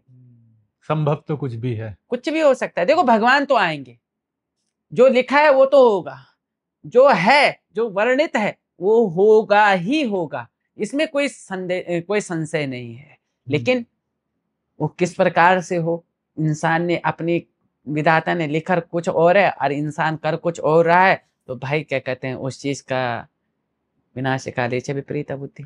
पहाड़ों में आपदा आने का कारण क्या देवी देवताओं की नाराजगी है? कितना कूड़ा करकट यहाँ हो गया, मंदिरों में जा रहे हैं, प्लास्टिक यहाँ पर भी जब आता है ना, तो मेरा मन करता है कि जब इंसान चला जाता है तो वो ये नहीं सोचता कि हम धार्मिक स्थल में आए हैं, तो जहाँ पर कोल्ड ड्रिंक पी तो साइड में फेंक दिया, क्या कहते हैं, धार्मिक स्थलों की मान्यता खराब। अब जूठा है, जूठा तो डस्टबिन में ही डालना चाहिए। हम अंदर जूठा नहीं होने देते, यहाँ इसके अंदर जूठा नहीं होने देते। क्यों? क्योंकि इसकी ऊर्जा तभी है जब यहाँ पर जो है पूर्णता से स्वच्छ वातावरण रहेगा, यहाँ पर तप रहेंगे, जप रहेगा, तो परमात्मा भी रहेगा। अब किसी मंदिर में देखो आप, पूरा कूड़ा करकट मतलब खनन इतना हो गया मंदिरों में, मतलब ऐसी लोग शादी बाद में हो रही है, पहले क्या कहते हैं मंदिरों में पहुंच रहे हैं, और क्या कहते हैं रात्रि विश्राम कहीं और हो रहा है, और क्या कहते हैं देखो तो सुबह के लिए मंदिर के लिए हो रहे हैं। अरे भाई क्या कहते हैं, ये तो बहुत बुरा है, बहुत बुरा है। तो यानी देवी देवताओं की नाराजगी भी कहीं ना नाराजगी कहीं किसी होगी, न किसी पक्की रूप में है, होगी, क्योंकि होगी। पहाड़ों को ऊर्जा का केंद्र माना गया है, देवी देवताओं का निवास स्थल माना गया है। और यहाँ की तो हवा में भी कहते हैं देवी देवता हैं, लेकिन अब कण-कण में हमने है। सबको दूषित कर दिया है। उत्तराखंड में कण कण में शंकर है, यहाँ कण कण में शंकर है। यहाँ की तो मिट्टी जो है, पूर्व के महात्मा जो होते थे, उत्तराखंड की मिट्टी को ले जा करके उसे पीस करके और उसका चंदन का लेप करते थे। उत्तराखंड में था, वास्तविकता था। अब खत्म हो रही है मान्यताएं, खत्म हो रहा है। हमें भी विस्थापित कर दिया गया। अच्छा खासा हमने पहाड़ पे होना था, लेकिन डूब क्षेत्र में हम लोग आ रखे हैं। लोग सोचते हैं आज ऋषिकेश में है, ऋषिकेश में भगवती का मंदिर बनाया है। मेरा तो अपना स्थल अगर होता, पहाड़ अगर मुझे देता, तो मैं पहाड़ को इतना अच्छा वो करता, लेकिन हम विस्थापित हैं डूब क्षेत्र के। अच्छा, पहाड़ में आपका डूब क्षेत्र में है, इसलिए इसी वजह से ऋषिकेश में है। ऋषिकेश में आना पड़ा। कौन सा गांव? क्यारी पिंडार्स, ये जो गज्जा है, हाँ जहाँ जी। पर कोटेश्वर डैम बना हुआ हाँ। है, डैम है, वही डैम हमारा मतलब डूब कोटेश्वर डैम की वजह से आप लोगों के घर जमीन सब विस्थापित डूब कर। गए। हमें डूब क्षेत्र में मिला है। हम यहाँ इस, नहीं तो आज पहाड़ में होते तो बात ही कुछ और होती। और वैसे भी लोगों को कंट्रोवर्शियल लगेगा, लेकिन मैं फिर भी कहूंगा, लोगों को लगता है ये जो बांध हैं, ये पहाड़ का विकास कर रहे हैं, बिजली दे रहे हैं, मैदानों को पानी दे रहे हैं, लेकिन असली कारण पहाड़ों पे आपदा आने का ये बड़े बड़े बांध ही हैं। इसीलिए उत्तराखंड, हिमाचल, अपने जम्मू घर कश्मीर से में बिछड़ गए, बाढ़ आ रही अपने है। पहाड़ से बिछड़ गए, हाँ। अपने कुल देवता से बिछड़ वो गए। कहते हैं कि जिस भी जगह बांध होता है और बहुत लंबे समय तक पानी इकट्ठा रहता है, तो वहां का पूरा वातावरण समुद्री जगह के जैसा ही हो जाता है, क्योंकि ज्यादा पानी इवेपोरेट होके ज्यादा बादल बनते हैं और वो इस तरीके से बरस रहे हैं कि तबाही आ रही है। तबाही आ रही, तो लेकिन जो लोगों को विकास लग रहा है वही तबाही है। तबाही है। आपसे हमने देवी देवताओं की बात तो कर ली, अब सकारात्मक ऊर्जा के साथ साथ इस संसार में नकारात्मक ऊर्जा भी है। बिल्कुल है। कई लोग मानते नहीं है, कई लोग ऐसे हैं जो देवी देवताओं को मानते हैं लेकिन भूतों को नहीं मानते, कहते हैं ये सब तो ढोंग है, भूत तो होते ही नहीं है। आपने सब कुछ देखा है अब तक, अपने अनुभव के हिसाब से आप बताइए, क्या वास्तव में भूत प्रेत आत्माएं होती हैं और है। कितने प्रकार की? देखो क्या कहते हैं, कौन नहीं मानता है, कौन आध्यात्मिक क्षेत्र वाला है, क्या कहते हैं, जो नहीं मानेगा। अगर कोई धर्म ग्रंथ को पढ़ने वाला है तो उसमें लिखा हुआ है शाकनी, डाकनी, भूत, बेताल, सब चीज लिखा है, हर चीज है।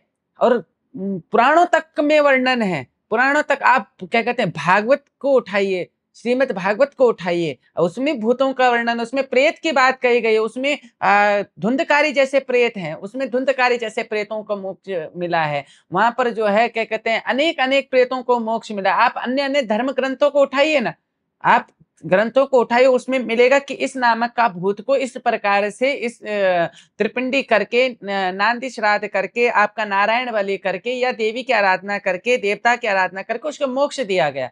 हर चीज है। अगर सकारात्मक देव है तो नकारात्मक भूत प्रेत भी है। हम जब कहानी पढ़ते हैं कि बाबा महादेव की जो है जब बारात चल रही थी, तो भूतादिगण जो है भगवान के संग चल रहे थे। कौन है वो भूतादिगण? वही तो भूतादिगण है जो आज विचरण कर रहे हैं। हर चीज है, हर चीज है। यहाँ मैंने क्या कहा, यहाँ अगर हवा सीधी दिशा में है तो विपरीत दिशा में क्या कहते हैं, आपका एक मंदिर है जगन्नाथपुरी जी का, जहाँ पर क्या कहते हैं, ध्वजा, ऊपर का ध्वजा ध्वजा विपरीत दिशा में लहराता है। तिरुपति बालाजी को क्या कहते हैं, लोग कहते हैं वहां पर बाल भगवान के क्या कहते हैं स्वतः आते हैं, वहां पर भगवान को पसीना आता है बिल्कुल है। आप क्या कहते हैं, लोग कहते हैं कि मूर्तियों में प्राण नहीं होते। एक अंग्रेज ने अपनी घड़ी को ये आपका गुजरात में एक मंदिर है भगवान ठाकुर जी का, बहुत सुंदर मंदिर है। उस मंदिर में भगवान के जो है हाथ में एक घड़ी है, वो घड़ी सिर्फ तभी चलेगी जब आपकी क्या कहते हैं हार्ट बीट। नब्ज चढ़ेगी। हाँ बिल्कुल, हार्ट बीट चलेगी, नब्ज वो करेगी। वहां पर भगवान की घड़ी चलती है, और साधारण तौर से आप किसी मृतक व्यक्ति को पहनाओ घड़ी चलती नहीं, लेकिन वहां पर चलती है, वहां पर चलती है। तो इसका परिमाणिक तौर तो यहाँ सब चीज है, यहाँ लीलाएं पे लीलाएं हैं, लीलाओं पे लीलाएं हैं। यहाँ इतनी लीला होती है, लेकिन समझने की बात होती है कि इंसान कैसे समझ पाता है। क्या आपके दरबार में भी आते हैं भूत प्रेत से बाधित लोग? बहुत लोग आते हैं, बहुत ज्यादा ग्रसित होते हैं, इतने ग्रसित जितने बहुत ग्रसित होते हैं।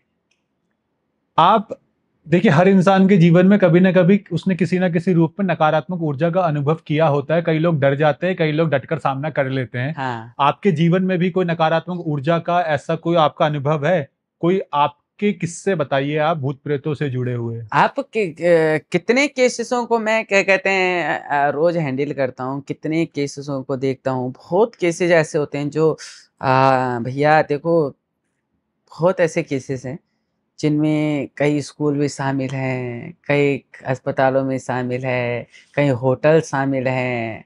एक व्यक्ति तो आप यहाँ क्या कहते हैं प्रत्येक कार्यक्रम में भंडारा देता है। उसी के लड़के का एग्जाम्पल ले लीजिए, आप जाइए ना, क्या कहते हैं, मैं तो कहता हूँ आप जो कहता है कि ये चीजें नहीं होती है, मैं आपको मिलवाता हूँ उनके लड़के को। क्या कहते हैं डॉक्टर की रिपोर्टें भी रखी हुई हैं, डॉक्टर तो मेंटली उसको क्या कहते हैं दिक्कत मान रहा था, लेकिन क्या कहते हैं जब हुआ तो वो व्यक्ति जो है आज मंदिर में अपने क्या कहते हैं लड़के के साथ में, जिस लड़के का वो लड़का आज अपने पिताजी का रेस्टोरेंट संभाल रहा है, अच्छे से संभाल रहा है। और इतनी मतलब डॉक्टर ने उससे मेंटल प्रॉब्लम कहा था, लेकिन हाँ आपके दवाइयां दरबार दे में दी आके थी, ठीक हो गया। डिप्रेशन की दवाइयां दे दी थी, इतनी दवाइयां दे दी थी कि वो व्यक्ति क्या कहते हैं अपने माँ बाप को पहचानना भूल गया। मतलब बहुत अजीब हरकतें, उसको यहाँ दरबार में रखा गया। जो देवी को ले जाने का कार्य करते हैं हमारे गौतम जी, कभी आप पता कीजिए कि क्या स्थिति रही, पहले बालक की क्या स्थिति रही। बहुत ऐसे केसेस आप पता करो कि क्या कहते हैं ये इतनी केसेस आपको मिल जाएंगे जो यहाँ पर सेवा दे रहे हैं। अगर सेवार्थियों को क्या कहते हैं इकट्ठा कर दिया जाए, जितने आज सेवा में जुड़े हुए हैं, जितने लोग जुड़े हुए हैं ना, तो इन सब ने पहले क्या देखा, पहले इन लोगों ये पीड़ित अवस्था में आए थे।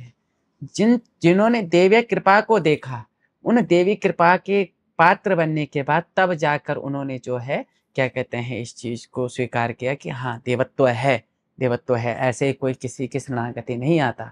अगर यहाँ पर लाखों भगत जुड़े हैं तो उनकी कहीं ना कहीं अभिलाषाएं पूर्ण हुई हैं। उत्तराखंड का जब भी नाम आता है और जब भी भूत प्रेतों का नाम आता है तो उत्तराखंड का जिक्र जरूर आता है। हाँ बिल्कुल है। मतलब देवी देवताओं के बात के चलते वही देवी देवताओं के नाम के साथ तो उत्तराखंड का जिक्र आता ही है, क्योंकि ये देवभूमि है और कण कण में भगवान है। हाँ। लेकिन भूत प्रेतों के नाम के साथ भी उत्तराखंड या किसी भी हिमालय क्षेत्र की बहुत सी कहानियां प्रचलित हैं। हाँ। उत्तराखंड में कौन कौन से ऐसी हॉन्टेड प्लेसेस हैं जिसे आप भी वास्तव में मानते हैं कि ये हाँ हॉन्टेड है? मसूरी में है एक जगह, मसूरी में बहुत सारी जगह हैं। और फिर ऐसे जैसे गार्ड हो गए तो एक ना एक मुझे याद नहीं आ रहा है, तो क्या कहते हैं मैं बहुत पहले गया था, तो उत्तरकाशी में ही वो जगह है, भुवनेश्वर देवता का क्षेत्र है वो, और वहाँ पर एक भगवती रहती है। मुझे उस क्षेत्र का याद नहीं आ रहा है। वहाँ पर एक बहुत बड़ा गार्ड बैठा है, तो उस गार्ड में जो है इतनी वाइब्स हैं कि अगर कोई व्यक्ति रात्रि को बैठा है ना, तो उसको अपने आप कंपन महसूस होगी, इतनी कंपन महसूस होगी, वो कहेगा मुझे यहाँ ना तो हवा चल रही है, ना कुछ हो रहा है, ना ठंड लग रही है, तो ये कंपन आ कहाँ से रहा है। और क्या कहते हैं मतलब अगर साधारण तौर पे उसमें अध्यात्म का बल है तो इस चीज को सह सकता है, नहीं तो वो वहीं पर चित्त हो जाएगा। गाड़ का मतलब पहाड़ी नाला। हाँ पहाड़ी नाला, पहाड़ी नाला मतलब कई लोग कहेंगे गाड़ क्या है। तो मैं गढ़वाल के उससे तो गाड़ क्या कहते हैं पहाड़ी नाला जैसे क्या कहते हैं उसमें निकलता है। हाँ। तो ऐसे बहुत सारे क्षेत्र हैं। मसूरी क्षेत्र है आपका, मसूरी क्षेत्र में आज भी आप जाइए, आप हॉन्टेड प्लेस के नाम से सर्च करेंगे तो आपका आ जाएगा। ऐसे आपके क्या कहते हैं रोनिया गाड़ हो गया, आपका क्या कहते हैं ये कई जगह ऐसी हैं जहाँ भैरव पूजे जाते हैं। जहाँ भैरव, जिन जिन क्षेत्रों में भैरव पूजे जाते हैं, बड़े बड़े मठ होंगे जहाँ भैरव पूजे जाते हैं, उत्तराखंड के जहाँ भैरव पूजे जाएंगे तो वहाँ कहीं ना कहीं रात्रि को जो है उस क्षेत्र में आने जाने के लिए मना कर दिया जाता है। क्यों? भैरव की, हमारे यहाँ भैरव की बयाल चलती है, रात्रि को भैरव की बयाल चलती है, तो वहां पर आपको जरूर ये चीजें देखने को मिलेंगी, वहां पर ये चीजें होंगी। जैसे बनारस में काल भैरव का मंदिर है और काल भैरव को बनारस का कोतवाल माना जाता कोतवाल है। माना जाता है। और वहां पे सबसे दिव्य आरती रात को 12 बजे होती है 12 और बजे। कहते हैं कि उस वक्त स्वयं काल भैरव आते हैं। हाँ, और वहां पे जो कोतवाली है, वहां के कोतवाल अपने बगल में कुर्सी रखते हैं, उस कुर्सी में बिठाते हैं काल भैरव की फोटो। हाँ, वो कहते हैं कि यहाँ के कोतवाल तो यही हैं। यही है, उसके बिल्कुल। बगल में खुद कुर्सी लगा के बैठते कुर्सी हैं। बैठते हैं, मैं क्या कह रहा हूँ, ये है वास्तविकता में है, यही ऐसा है।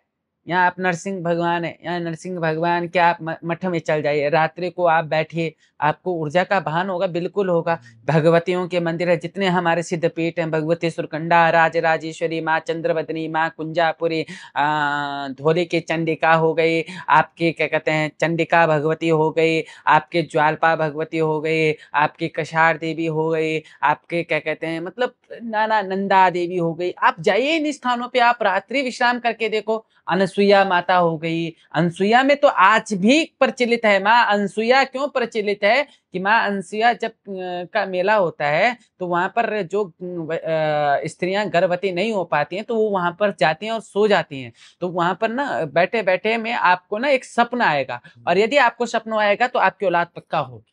अच्छा। और आएगा, पक्का आएगा, और माँ दर्शन देने के लिए आती है, और वास्तविकता में है। अब इस चीज पे कोई क्या कहते हैं कंट्रोवर्सी करे, क्या कंट्रोवर्सी करे, करेगा। क्या कहते हैं, किसी के मानसिकता को बदल नहीं सकते हैं। उनके लिए जय जय श्री राम होता है, जय जय भगवती होती है, बस, और क्या कर सकते हैं। लेकिन वास्तविकता में है तो है, उसे नकार नहीं सकते, यहाँ हर चीज संभव है। उत्तराखंड को परियों का देश भी कहते हैं। हाँ, और जो भी उत्तराखंडी है और जो पहाड़ में रहा है, उसने परियों की कहानियां जरूर सुनी होगी। और उनकी दादी नानी ये कहती थी कि रात को बाहर मत देखना, वहां से परियां जाती हैं और आपको उठाकर ले जाएंगी। ले जाएंगे। क्या ये परियां भूत प्रेत हैं या देवी का ही नहीं, स्वरूप है? क्यों? उर्वशी, रंभा, ये कौन है? ये तो है जो अप्सराएं, स्वर्ग की अप्सराएं हैं।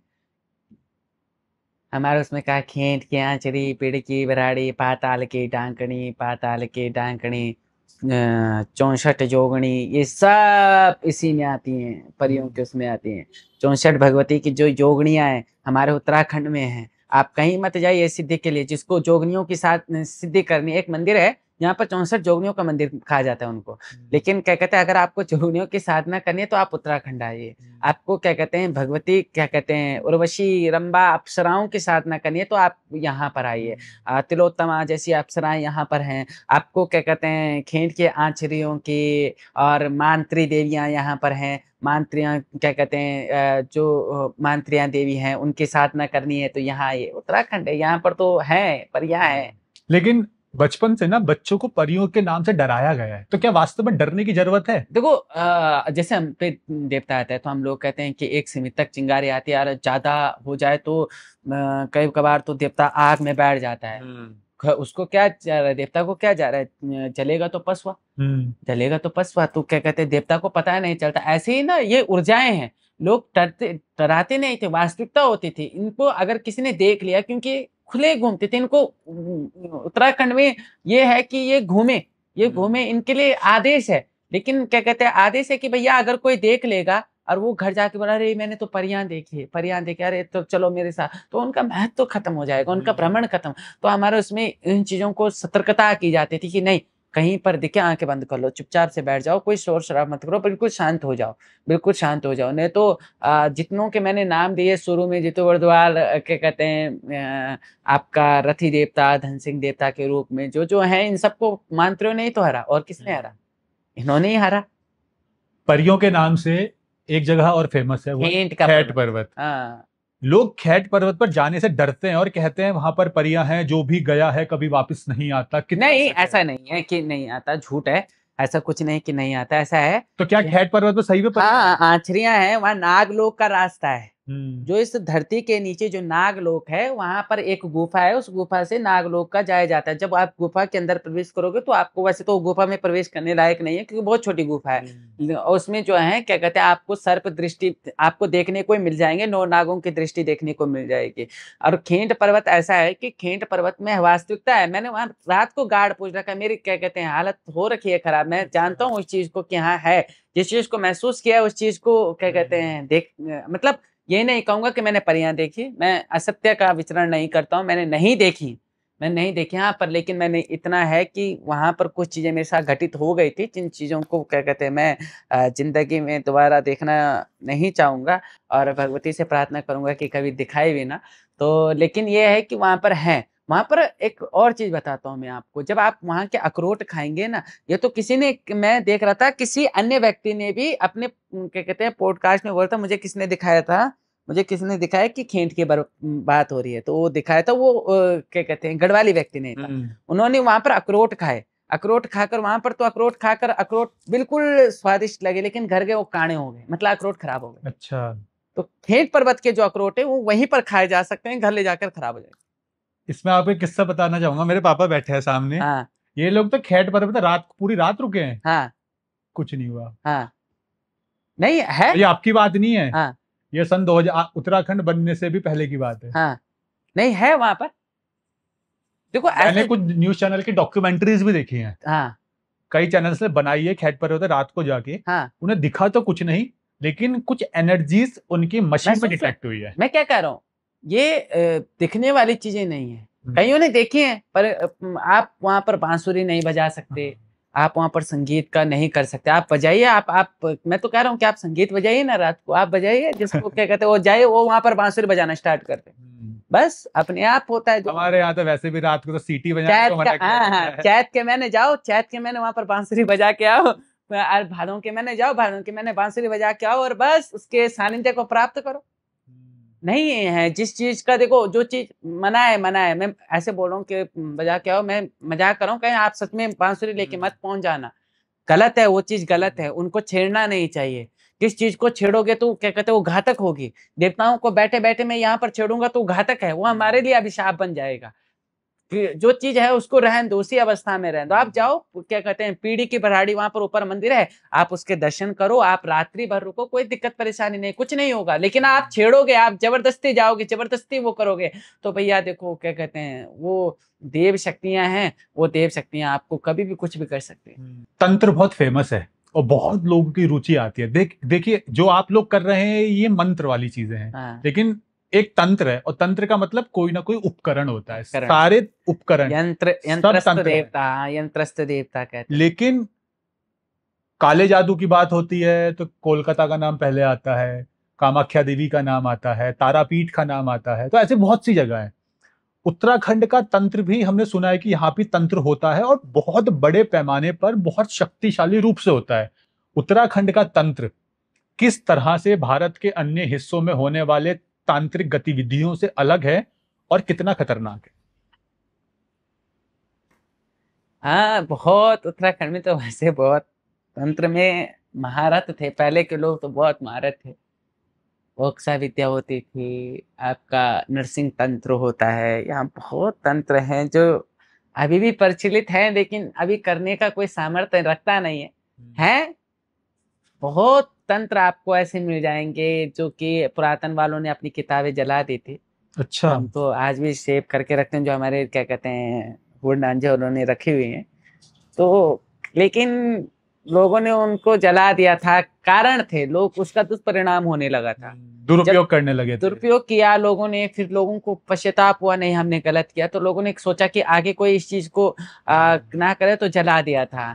तो बहुत तंत्र था, क्या कहते हैं आपका जोनसार बाबर में तो बहुत भयंकर तंत्र होता था, महासु तंत्र के नाम से प्रचलित था, 4 भाई महासु वहां है, वो बहुत शक्तिशाली हैं, बहुत अपने आप में बहुत शक्तिशाली हैं। आपका कुमाऊं क्षेत्र में जो तंत्र होता था वो भैरव तंत्र के नाम से जाना जाता था।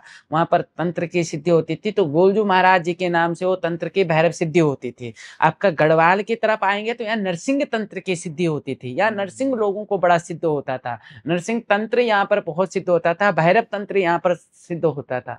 तो बहुत तंत्र हैं, अपने अपने विधि हैं, विधान हैं करने वाले। आज बतेरे बतेरे मिल जाएंगे आपको, लेकिन यह है कि जो करते हैं उनको एक चीज पता है कि किसी का दुष्परिणाम नहीं करना चाहिए, गलत नहीं करना चाहिए। उसका है, अब जो करता होगा वो करता होगा भैया, पर है यहाँ पर वास्तविकता में है।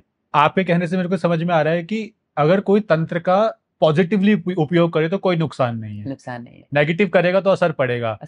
लेकिन जब मैंने आपसे सबसे पहले क्वेश्चन किया था तो आप थोड़ी देर के लिए मौन हुए थे।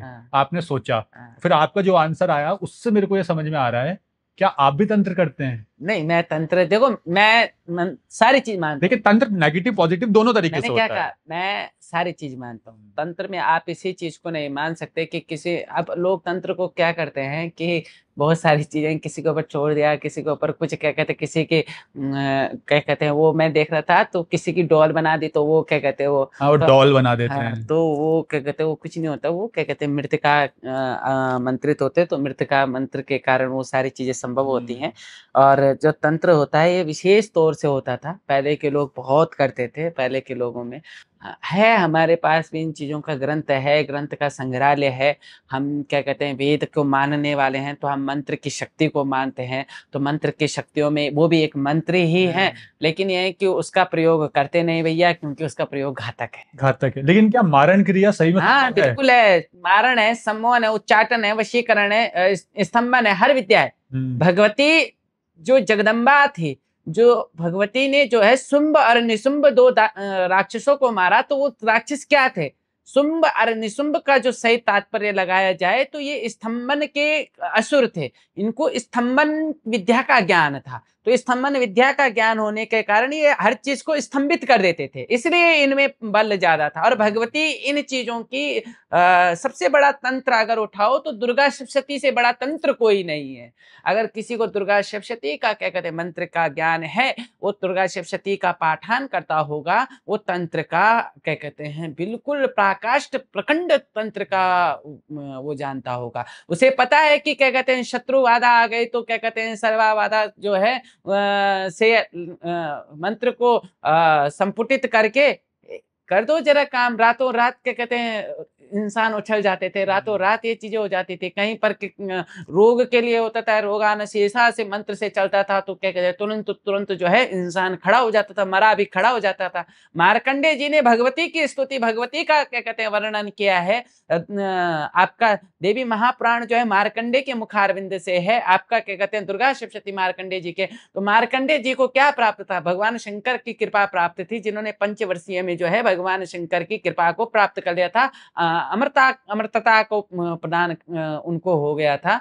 तो जिन्हें और शक्ति का उन्हें सानिध्य प्राप्त हुआ था, तो उन्होंने शक्ति को देखा कि शक्ति क्या है, तो उन्होंने समझा कि हाँ शक्ति, वास्तविकता में शक्ति का जो मैं प्रारूप बताता हूं, आपका इस प्रकार से बैठना, आपका ये हाथ हिलाना, आपके पलके झपकाना, ये शक्ति है।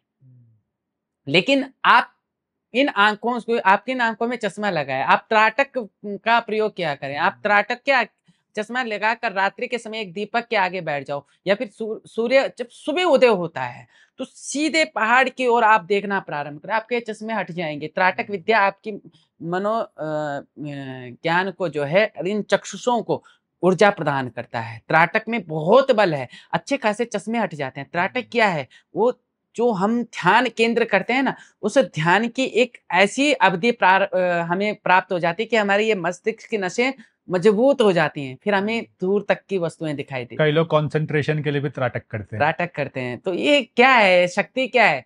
आप अपनी इंद्रियों पे कैसे भी करके वशीभूत करके आप किसी को वशीकरण कर लेते हैं, आप अपनी इंद्रियों में वशीभूत करके किसी का स्तंभन कर लेते हैं, आप आकर्षण की विद्या रखते हैं, आप सम्मोहन की विद्या रखते हैं। तो ये वास्तविकता है।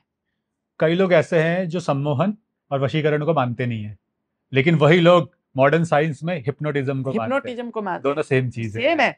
बस वही है कि एक मेंटलिटी फोकस करना होता है, उसको जब इंसान उस फोकस क्रिया में आ जाता है, जब वो प्राणायाम के द्वारा हो या फिर अपने श्वासों को क्या कहते हैं रोक सुषुम्ना नाड़ी करके, एक्टिवेट हो जाती है बिल्कुल जो। वो ध्यान उस अवस्था में पहुंच जाएगा जिस अवस्था में उसे मतलब स्थिरता मिल जाएगी, वो अपनी स्थिरता से कुछ भी करने में संभव है। ये तो आप सब में देवी देवता भूत प्रेतों की बात कर ली। अंतिम कुछ प्रश्न करना चाहूंगा। उन प्रश्नों का उत्तर आपके मुख से जानने की ज्यादातर लोगों को जिज्ञासा रहती है। सबसे पहली, आप माँ सुरकुंडा के उपासक हैं और माँ सुरकुंडा की डोली भी हमारे सामने है। लेकिन जब भी कोई धनौल्टी में माँ सुरकुंडा देवी के मंदिर में जाते हैं, वहां लिखा हुआ है कि माँ सुरकुंडा देवी की कोई डोली नहीं है, जो भी डोली वाले हैं वो फ्रॉड है। हाँ, बिल्कुल लिखा हुआ है। तो आप कह रहे हैं आप माँ सुरकुंडा के उपासक हैं, आपके पास ही माँ सुरकुंडा की डोली दिखाई देती है, लेकिन जो प्राचीन काल से माँ सुरकुंडा देवी का मंदिर है, उस मंदिर समिति के लोग, उस मंदिर के पुजारी जो कई 100 सालों से उस मंदिर से जुड़े हुए हैं, वो मना करते हैं कि डोली नहीं है। कौन सच है? या आप सच बोल रहे हैं या वो सच बोल रहे हैं या दोनों सच है? देखो, मैंने क्या कहा, पॉजिटिव और नेगेटिव 2 पॉइंट होते हैं जी, ठीक है ना। अब रही बात ऊपर मंदिर समिति की, मेरे आदरणीय हैं, मेरे पूजनीय हैं, सब चीजें वंदनीय हैं। अब देखो, कई सारी चीजों पे कई जब ये समझिए कि वास्तविकता में कई सारी चीजें ऐसे घटित भी हुई उत्तराखंड में, जिसके कारण से उत्तराखंड में ये बोर्ड लगाने पड़े। हाँ, वास्तविकता में लगाने पड़े, मैं उस चीज को नकार नहीं रहा कि क्या कहते हैं, उससे पूर्व हमारी डोली भगवती वहां गई है। ऐसा नहीं है कि डोली नहीं गई है, कई बार गई है, कई बार भगवती ने क्या कहते हैं अंदर भी वो किया है।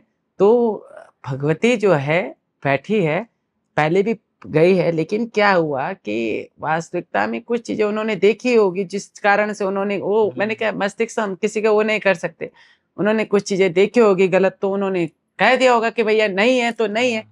अब रही बात, आप कह रहे हो कि कई साल पूर्व से जुड़े हुए हैं, तो जिस मंदिर की आप बात कर रहे हो उस मंदिर में मेरे बुढ़नान जी भी पूजा किया करते थे। अच्छा, मेरे बुढ़नान जी जिनके प्रथा से मैं यहाँ पर हूँ, जिनकी कृपा से हूँ, मैं आज का बाकी नहीं हूँ।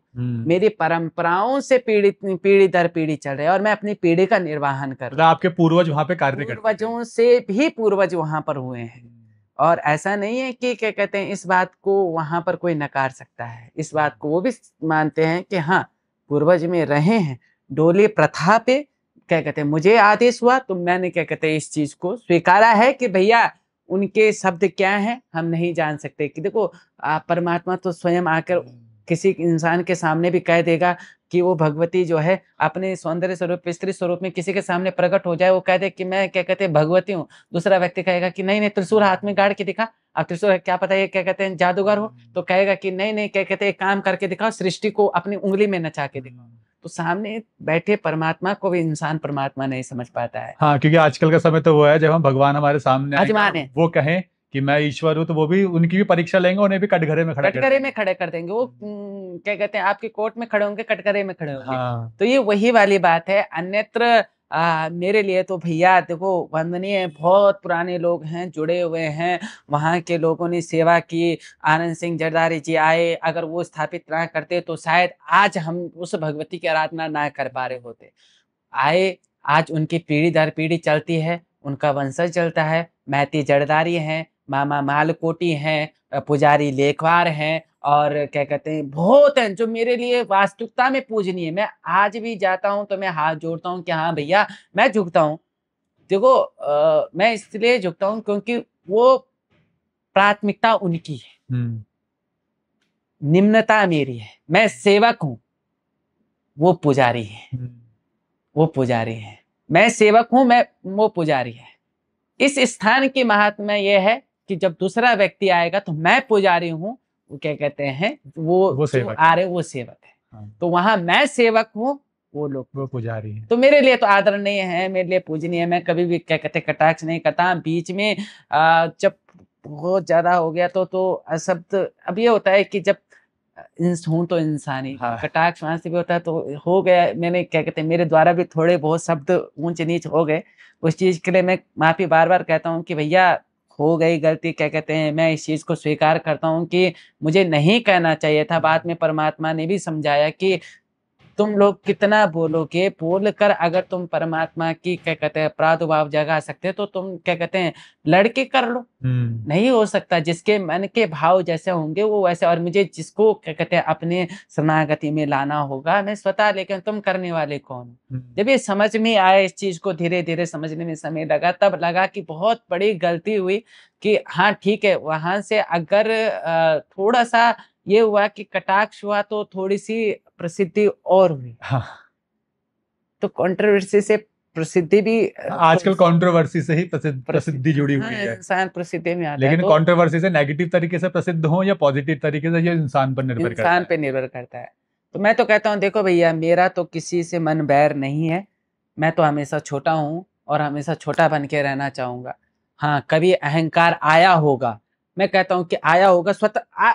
भैया, जब परमात्मा की पद मिलता है तो बड़े बड़े, क्या कहते हैं, उनको अहंकार आ गया। मैं तो बहुत छोटी चीज हूँ। आया होगा मेरे अंदर अहंकार, आया होगा, क्या आया था या फिर वो तो मानवीय स्वभाव है, आया जरूर होगा। आया कई बार उम्र की वजह से भी होता उम्र है। की वजह से भी हो जाता है। अब वो, क्या कहते हैं, चाहे जवान के क्या कहते हैं, उग्र लहजे कह दो, वो आया होगा दो चार शब्द के। वो आज मैं उस चीज का भी पछतावा करता हूँ कि भैया, मैं क्यों किसी को बोलूं कि आप मानो, या फिर क्यों किसी को बोलूं कि आप बोर्ड हटाओ। किसी को क्यों कहूं, जिसको भाई परमात्मा मेरा है, मैं मान रहा हूं, तो मुझे दूसरे को मनाने की आवश्यकता क्या है।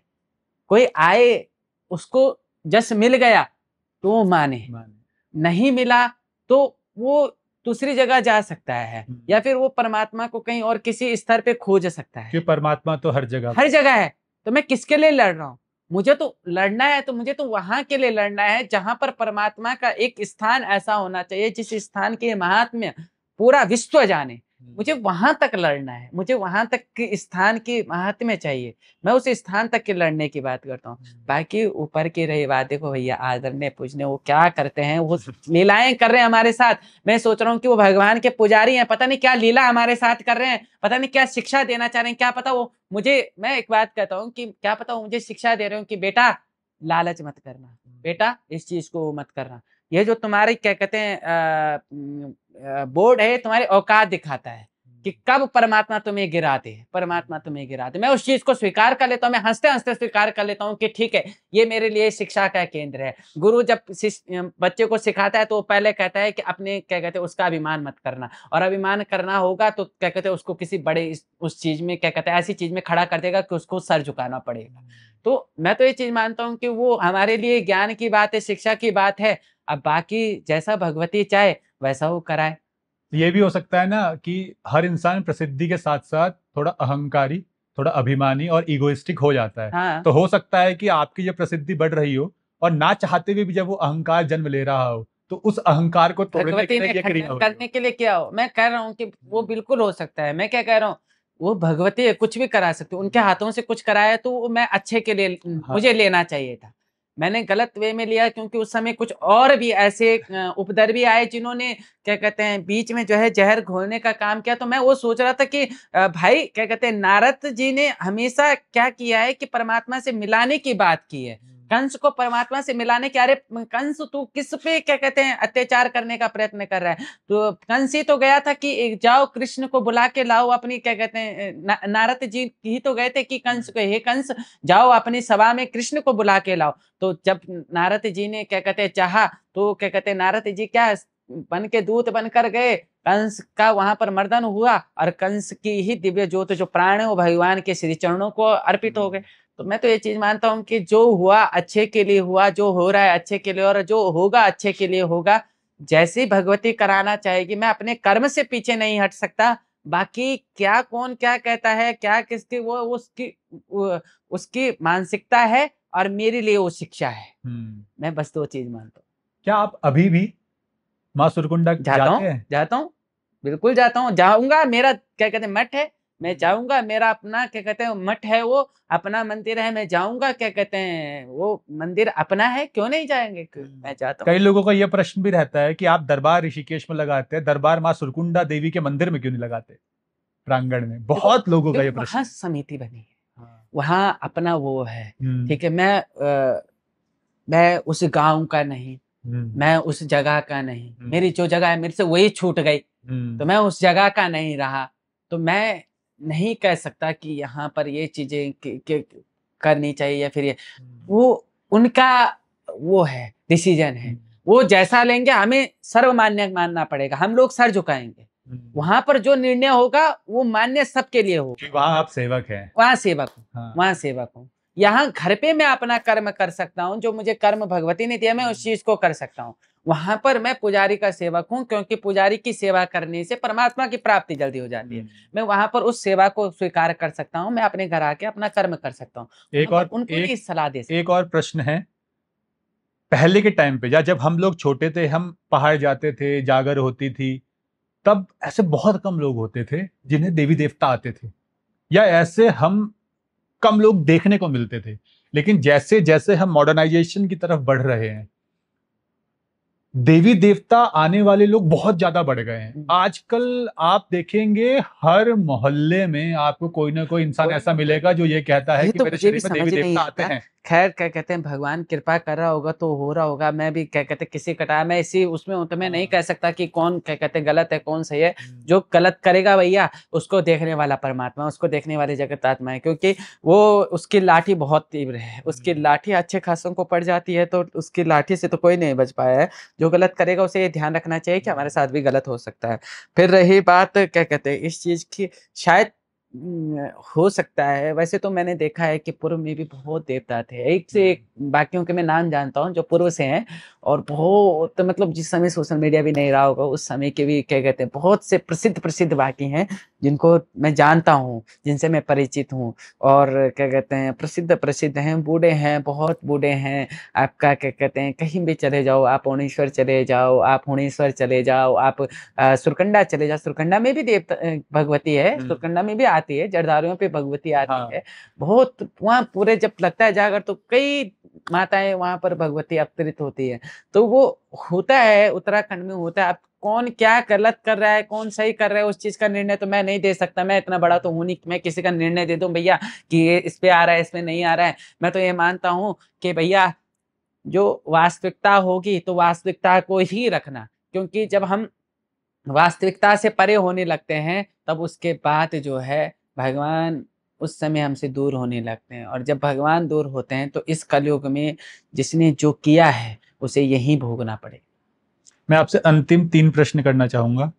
पहला ये कि उत्तराखंड में जो भी इंसान आ रहा है, उत्तराखंड आने वालों को उत्तराखंड में मुख्य तौर पर किन किन मंदिरों के दर्शन जरूर करने चाहिए? देखो सर्वप्रथम तो 4 धाम अवश्य जाएं, बद्रीनाथ, केदारनाथ, गंगोत्री, यमुनोत्री, इन 4 धामों का दर्शन करें। टिहरी के साइड आ रहे हैं, माँ सुरकंडा, माँ चंद्रवदनी, राजराजेश्वरी, कुंजापुरी के दर्शन अवश्य करें। यहाँ नरसिंह देवता, भैरव देवता, यहाँ शिव जी का बड़ा क्या कहते हैं महत्व है। जो उत्तरकाशी के लोग हैं ये ओणेश्वर, और क्या कहते हैं उत्तरकाशी में थोड़ा आगे जाओ तो 7 गांव का हुणेश्वर, और क्या कहते हैं जगदीशिला है, विश्व मतलब मंदिर तो यहाँ इतने हैं कि जिस मंदिर के आप दर्शन करने जा रहे हो ना उस मंदिर की कोई ना कोई महात्म्य है। लेकिन 4 धाम अवश्य करो, 4 धाम अवश्य करो, और 4 धाम दर्शन करने के बाद आप लोग आओ ऋषिकेश। ऋषिकेश में जो है आप गंगा माई के दर्शन करो, गंगा माई के दर्शन करो, भगवती के दर्शन करो, भगवती के दर्शन करो। आप क्या कहते हैं इसके अलावा आपके अल्मोड़ा में अलग अलग स्थान हैं, जहाँ जागेश्वर हो गया, मैं खुद गया था परसों ही, तो क्या कहते हैं जहाँ दर्शन करने के लिए आपको शांति मिलेगी। ऐसे तो उत्तराखंड में आप जिस स्थान में बैठ गए ना वही स्थान सिद्ध है, लेकिन 4 धाम की तो जो है इंसान का मोक्ष का द्वार है वो ये 4 धाम तो अवश्य करने चाहिए। आप माँ के उपासक हैं, हाँ। क्या आपको माता के दर्शन हुए हैं? हाँ, कुछ चीज़ों को गुप्त रखा जाए तो अच्छा है, मैं पहले भी कहता हूँ कुछ चीज़ों को गुप्त रखा जाए तो अच्छा है, मैं उन चीज़ों को गुप्त रखना ही पसंद करूँगा। और रही बात दर्शन की, देखो भैया क्या कहते हैं उस स्वरूप में जिसको सब मानते हैं कि भैया अष्टभुजी के रूप में भगवती के दर्शन हो जाए, इतना शायद मेरा तप नहीं है, इतना मेरा बल नहीं है, इतना ही मेरी साधना नहीं कि मैं उस स्वरूप को दर्शन करूँ। हाँ, जो मैंने देखा है, जो मैंने महसूस किया है उसके फल स्वरूप तो मैं यही कहूंगा कि आराधना करो, आपको अवश्य दर्शन। बस अब इस चीज में समझने वाले समझ जाएंगे कि हाँ, कि करने से होते हैं, होते परमात्मा की प्राप्ति होती है, अवश्य होती है, अवश्य। हमारे दादा परदादाओं ने भगवती के दर्शन कर रखे, हम तो उनके छोटी सी धूल है। हमने जो किया है वो शायद जिसकी हम कल्पना करते हैं कि इस स्वरूप, मेरे को तो मैं कहता हूँ कि डोली स्वरूप में इतनी भगवती का दर्शन हो रहा है, इससे ज्यादा क्या चाहिए मुझे। ये दर्शन हो रहा है, उस स्वरूप की आप कल्पना छोड़ दीजिए, उस स्वरूप का तो मैं क्या कहते हैं जो है उसको तो नकार नहीं सकता हूँ। कुछ चीजों को गुप्त रखना ही क्या कहते हैं ठीक है, क्योंकि जितना उजागर होगा उतना क्या कहते हैं वो भगवान से दूर होने के फिर 10 सवाल कि कैसे हुए क्या हुए, वो चीज को मैं शायद व्याख्यान ना कर पाऊं। लेकिन इस स्वरूप में मुझे दर्शन होते हैं ना, मुझे ये काफी है, ये चाहिए। इस स्वरूप में दर्शन हो गए, मैं हर स्वरूप में दर्शन करें। मैं कहीं भी जाता हूँ, मत्था टेकता हूँ किसी देवता के, उसमें भगवान केदारनाथ में गया था, तो भगवान केदारनाथ में मैं जा करके जब मत्था टेरा तो मेरे बंद आंखों में भी जो है भगवती के दर्शन हो रहे थे। जब केदार बाबा के लिंग को देख रहा था तो केदार बाबा को जो लिंग का आकार है, उस लिंग में मैं भगवती की डोली के दर्शन कर रहा था, भगवती की डोली के दर्शन कर रहा था, उस स्वरूप को दर्शन कर रहा था। तो मैं उस स्वरूप को जब दर्शन कर रहा था तो मैं एक चीज मान रहा था कि मैंने इसी स्वरूप में परमात्मा को जान लिया है, तो मैं अन्य स्वरूप में परमात्मा मेरे सामने प्रकट हो जाएगा ना, तो मुझे भ्रम हो जाएगा, मैं बहक जाऊंगा। इसलिए मैं अब इसी स्वरूप को मान देता हूँ कि भैया क्या कहते हैं, मुझे इसी स्वरूप में दर्शन दो, यही मेरे लिए काफी है, मुझे भ्रम में नहीं डालना। मैं उस स्वरूप को क्या कहते खोजते खोजते खोजते खोजते खोजते खोजते न जाने किस अंधकार में चला जाऊंगा, वो पता नहीं है। अब मुझे इसी स्वरूप में दर्शन हो, बस यही है। मैं आपको भी यही कहूंगा, जो प्रत्यक्ष दर्शन हो रहे हैं उसी स्वरूप में दर्शन करो, उसी स्वरूप में मानो, और जो वो अप्रत्यक्ष की चीज है वो दर्शन जरूर देगी। यानी कि आपकी बातों से ना दो चीजें लगी। इंसान इससे कंफ्यूज है, दर्शन हुए या नहीं हुए। आपकी पहली बात मैंने से कहा लगा होंगे, होंगे होंगे, पक्का होंगे, बस इसको पकड़ लो, पक्का पक्का होंगे, इसको पकड़ लो। बस इतना कहूंगा, बालिका स्वरूप में मैंने भगवती के दर्शन किए। लेकिन मैं अंत में बस यही जानना चाहूंगा, हर इंसान की या हर सनातनी की ये इच्छा होती है, या हमारे पौराणिक काल में ऋषि मुनियों की भी यही इच्छा थी कि एक बार ईश्वर के दर्शन प्राप्त हो। हाँ, और ईश्वर के दर्शन प्राप्त होने का मतलब है मोक्ष की प्राप्ति। मोक्ष की प्राप्ति। जीवन में कुछ पाने के लिए रह ही नहीं जाता है और हर चीज से अलगाव हो जाता है, कुछ अच्छा नहीं लगता, क्योंकि हमें ईश्वर के दर्शन हो गए और फिर हम हर कण कण में ईश्वर को ही देखने लगते हैं। जब ईश्वर के दर्शन हो गए हैं तो क्यों इंसान इस लोभ मोह माया काम क्रोध के संसार के जाल में फिर भी उलझा हुआ है, जब ईश्वर के दर्शन तो हो ही गए हैं। हाँ, तो अब मुक्ति की इच्छा नहीं करती क्या? हाँ। अंत में प्रश्न यही था। देखो, सबसे पहली बात है कि क्या कहते हैं, जो आप दर्शन की बात कर रहे थे, मैंने क्या कहा, मैंने सिर्फ उस भगवती के उस अंश को दर्शन किए हैं। मैं डोली स्वरूप में दर्शन करने के बाद क्यों कहता हूँ कि हुआ ही यूं था कि डोली गंगा स्नान करके आई, हमने डोली को अंदर बिठाया, तो हमें उस समय इतना ज्ञान नहीं था कि डोली के कपड़े भी चेंज करते हैं, या फिर क्या कहते हैं अंदर का वस्त्र को हम ये करते थे कि भगवती के जैसे वस्त्र चेंज कर, तो हम लोग मतलब अपनी सोचा जो नियम होते हैं उन नियमों का पालन करके हम करते थे। तो उस समय हमने किए नहीं, तो हमने क्या कहते हैं उस समय जिस समय मैं लेट गया था, गंगा जी से स्नान कर तो थकान तो हो जाती है, मैं सो गया। तो मैंने महसूस किया मेरा शरीर इतना अकड़ गया कि मैं उठ नहीं पाया, लेकिन मैं इतना जरूर देख रहा हूँ कि मेरे सामने से एक भीगती हुई बालिका जा रही है और डोली में अंदर जाकर, और जब क्या कहते हैं वो अंदर चली गई तो मेरा शरीर तब जाकर उठा, और मैं भगवती का नाम भी ले रहा हूँ लेकिन मेरे से नाम नहीं लिया जा रहा है। मैं इतना क्या कहते हैं शरीर को उठा नहीं पाया। जब अंदर दर्शन करने गए तो डोली के कपड़े से पानी बह रहा था। तो मैंने उस दिन से यही प्रार्थना करी, यही विचार किया। हुए कई सारी चीजें ऐसे घटित भी हुई, आगे भी हुई, बहुत सारी चीजें ऐसे घटित भी हुई जिस स्वरूप में क्या कहते हैं लगा। फिर मैंने अपने आप को उसी प्रकार से कि भगवती जब उसी अंदर प्रवेश कर रही है, भगवती उसी स्थान पे जा रही है, तो मैं भ्रम में क्यों पढ़ूं। वो तो एक ही चीज समझा रही है ना कि यही तुम्हारे लिए सब कुछ है, इसी की आराधना करते रहो, करते रहो, करते रहो, करते रहो, करते रहो, करते रहो, करते रहो, करते रहो। जो आपको दिख रहा है वो इसी का प्रतीकात्मक है। लेकिन कोई कहे कि मैंने अष्टभुजा के रूप में देखा है, वो सिद्ध होगा। मैंने अष्टभुजा के रूप में नहीं देखे हैं, भगवती को मैंने अष्टभुजा के रूप में नहीं देखा, भगवती को मैंने त्रिशूल लेते हुए नहीं देखा है, भगवती को मैंने खड़ग लेते हुए नहीं देखा है। इस चीज के रूप में तो मैं खुला कहता हूं कि भाई मैंने इस स्वरूप में दर्शन नहीं किए। मैंने जिस स्वरूप में दर्शन किए हैं वो स्वरूप में वर्णन नहीं कर पाऊंगा, और उस वो क्या कहते हैं जगत के सामने मिथ्या लगेगा, उस जगत के सामने ऐसा क्या कहते हैं हंसी का पात्र बन जाऊंगा। तो उस चीज से मैं दूर रहता हूँ कि भैया ठीक है, जो है अपने मन के अंदर है उसी स्वरूप का क्या कहते हैं चिंतन करते रहो, उसी स्वरूप का माला फेरते रहो। और कोई आ गया ठीक है, जय श्री राम की वो क्या कहते हैं ये जो है भगवती सामने प्रस्तुत कर दो, वो जो कहे उस चीज का निवारण ये है, बाकी जय श्री राम जी के। हम तो चाह रहे थे कि ये लास्ट प्रश्न हो, लेकिन शायद माता की ही इच्छा है कि आपके मुख से वो उत्तर निकला जहां आपने वस्त्रों का जिक्र किया। और आजकल ना लोग बहुत टारगेट करते हैं कि माता की मूर्तियां या माता की डोलियों के वस्त्र एक पुरुष कैसे बदल सकता है, क्योंकि वो पुरुष है और माता जो है वो एक स्त्री के रूप में लोग उन्हें देखते हैं। तो आप ये बताइए, एक पुरुष होने के नाते आप माता के वस्त्र या माता की डोली के वस्त्रों को बदलते वक्त किन किन नियमों का पालन करते हैं? हमारे नियम बहुत अलग हैं। आप कई सारी चीजें क्या कहते हैं कैमरे के आगे ऑन, नहीं, कैमरे के नहीं बताई जा सकती, लेकिन कुछ बेसिक नियम। मतलब ये है कि जब माता के वस्त्र चेंज किए जाते हैं तो हमारे यहाँ देवी को देखा नहीं जाता, उस स्वरूप को, जिस स्वरूप के क्या कहते हैं वस्त्र निकाल दिए जाते हैं। तो हमारे उसमें जो एक अंदर से वस्त्र को पूजित किया जाता है, वो वस्त्र जो अंदर में वस्त्र रहेगा वो साल भर में एक बार चेंज होता है। जो अंदर का बिल्कुल अंदर का वस्त्र रहेगा वो एक क्या कहते हैं मोले के रूप में हम उसको साल भर में उसको वो करते हैं। उसको जब निकालते हैं तो उस जो वस्त्र होता है उस वस्त्र को निकालने के समय प्रक्रिया ये होती है कि उस समय हमारे क्या कहते हैं किसी के भी आंखें दिखनी, मतलब हम देवी को देख नहीं सकते। हाँ। और उन वस्त्रों का क्या करते हैं फिर जो पुराने हो जाते हैं? देखो कुछ वस्त्र तो हम लोग संभाल देते हैं, कुछ को हम जो है भगवती का जब हवन होता है तो उस हवन में अच्छा वो कर देते हैं, और कुछ अपने लिए आशीर्वाद स्वरूप में, इतनी सालों की तपस्या है देवी का तो वो अपने पूजन में रखते हैं, अपने साधना स्थली में रखते हैं भगवती का, नहीं तो बाकी हम वो किसी को देते नहीं। हाँ, मतलब ये उसी तरीके से हो गया जब जगन्नाथ मंदिर में मूर्तियों को बदला जाता है। हाँ।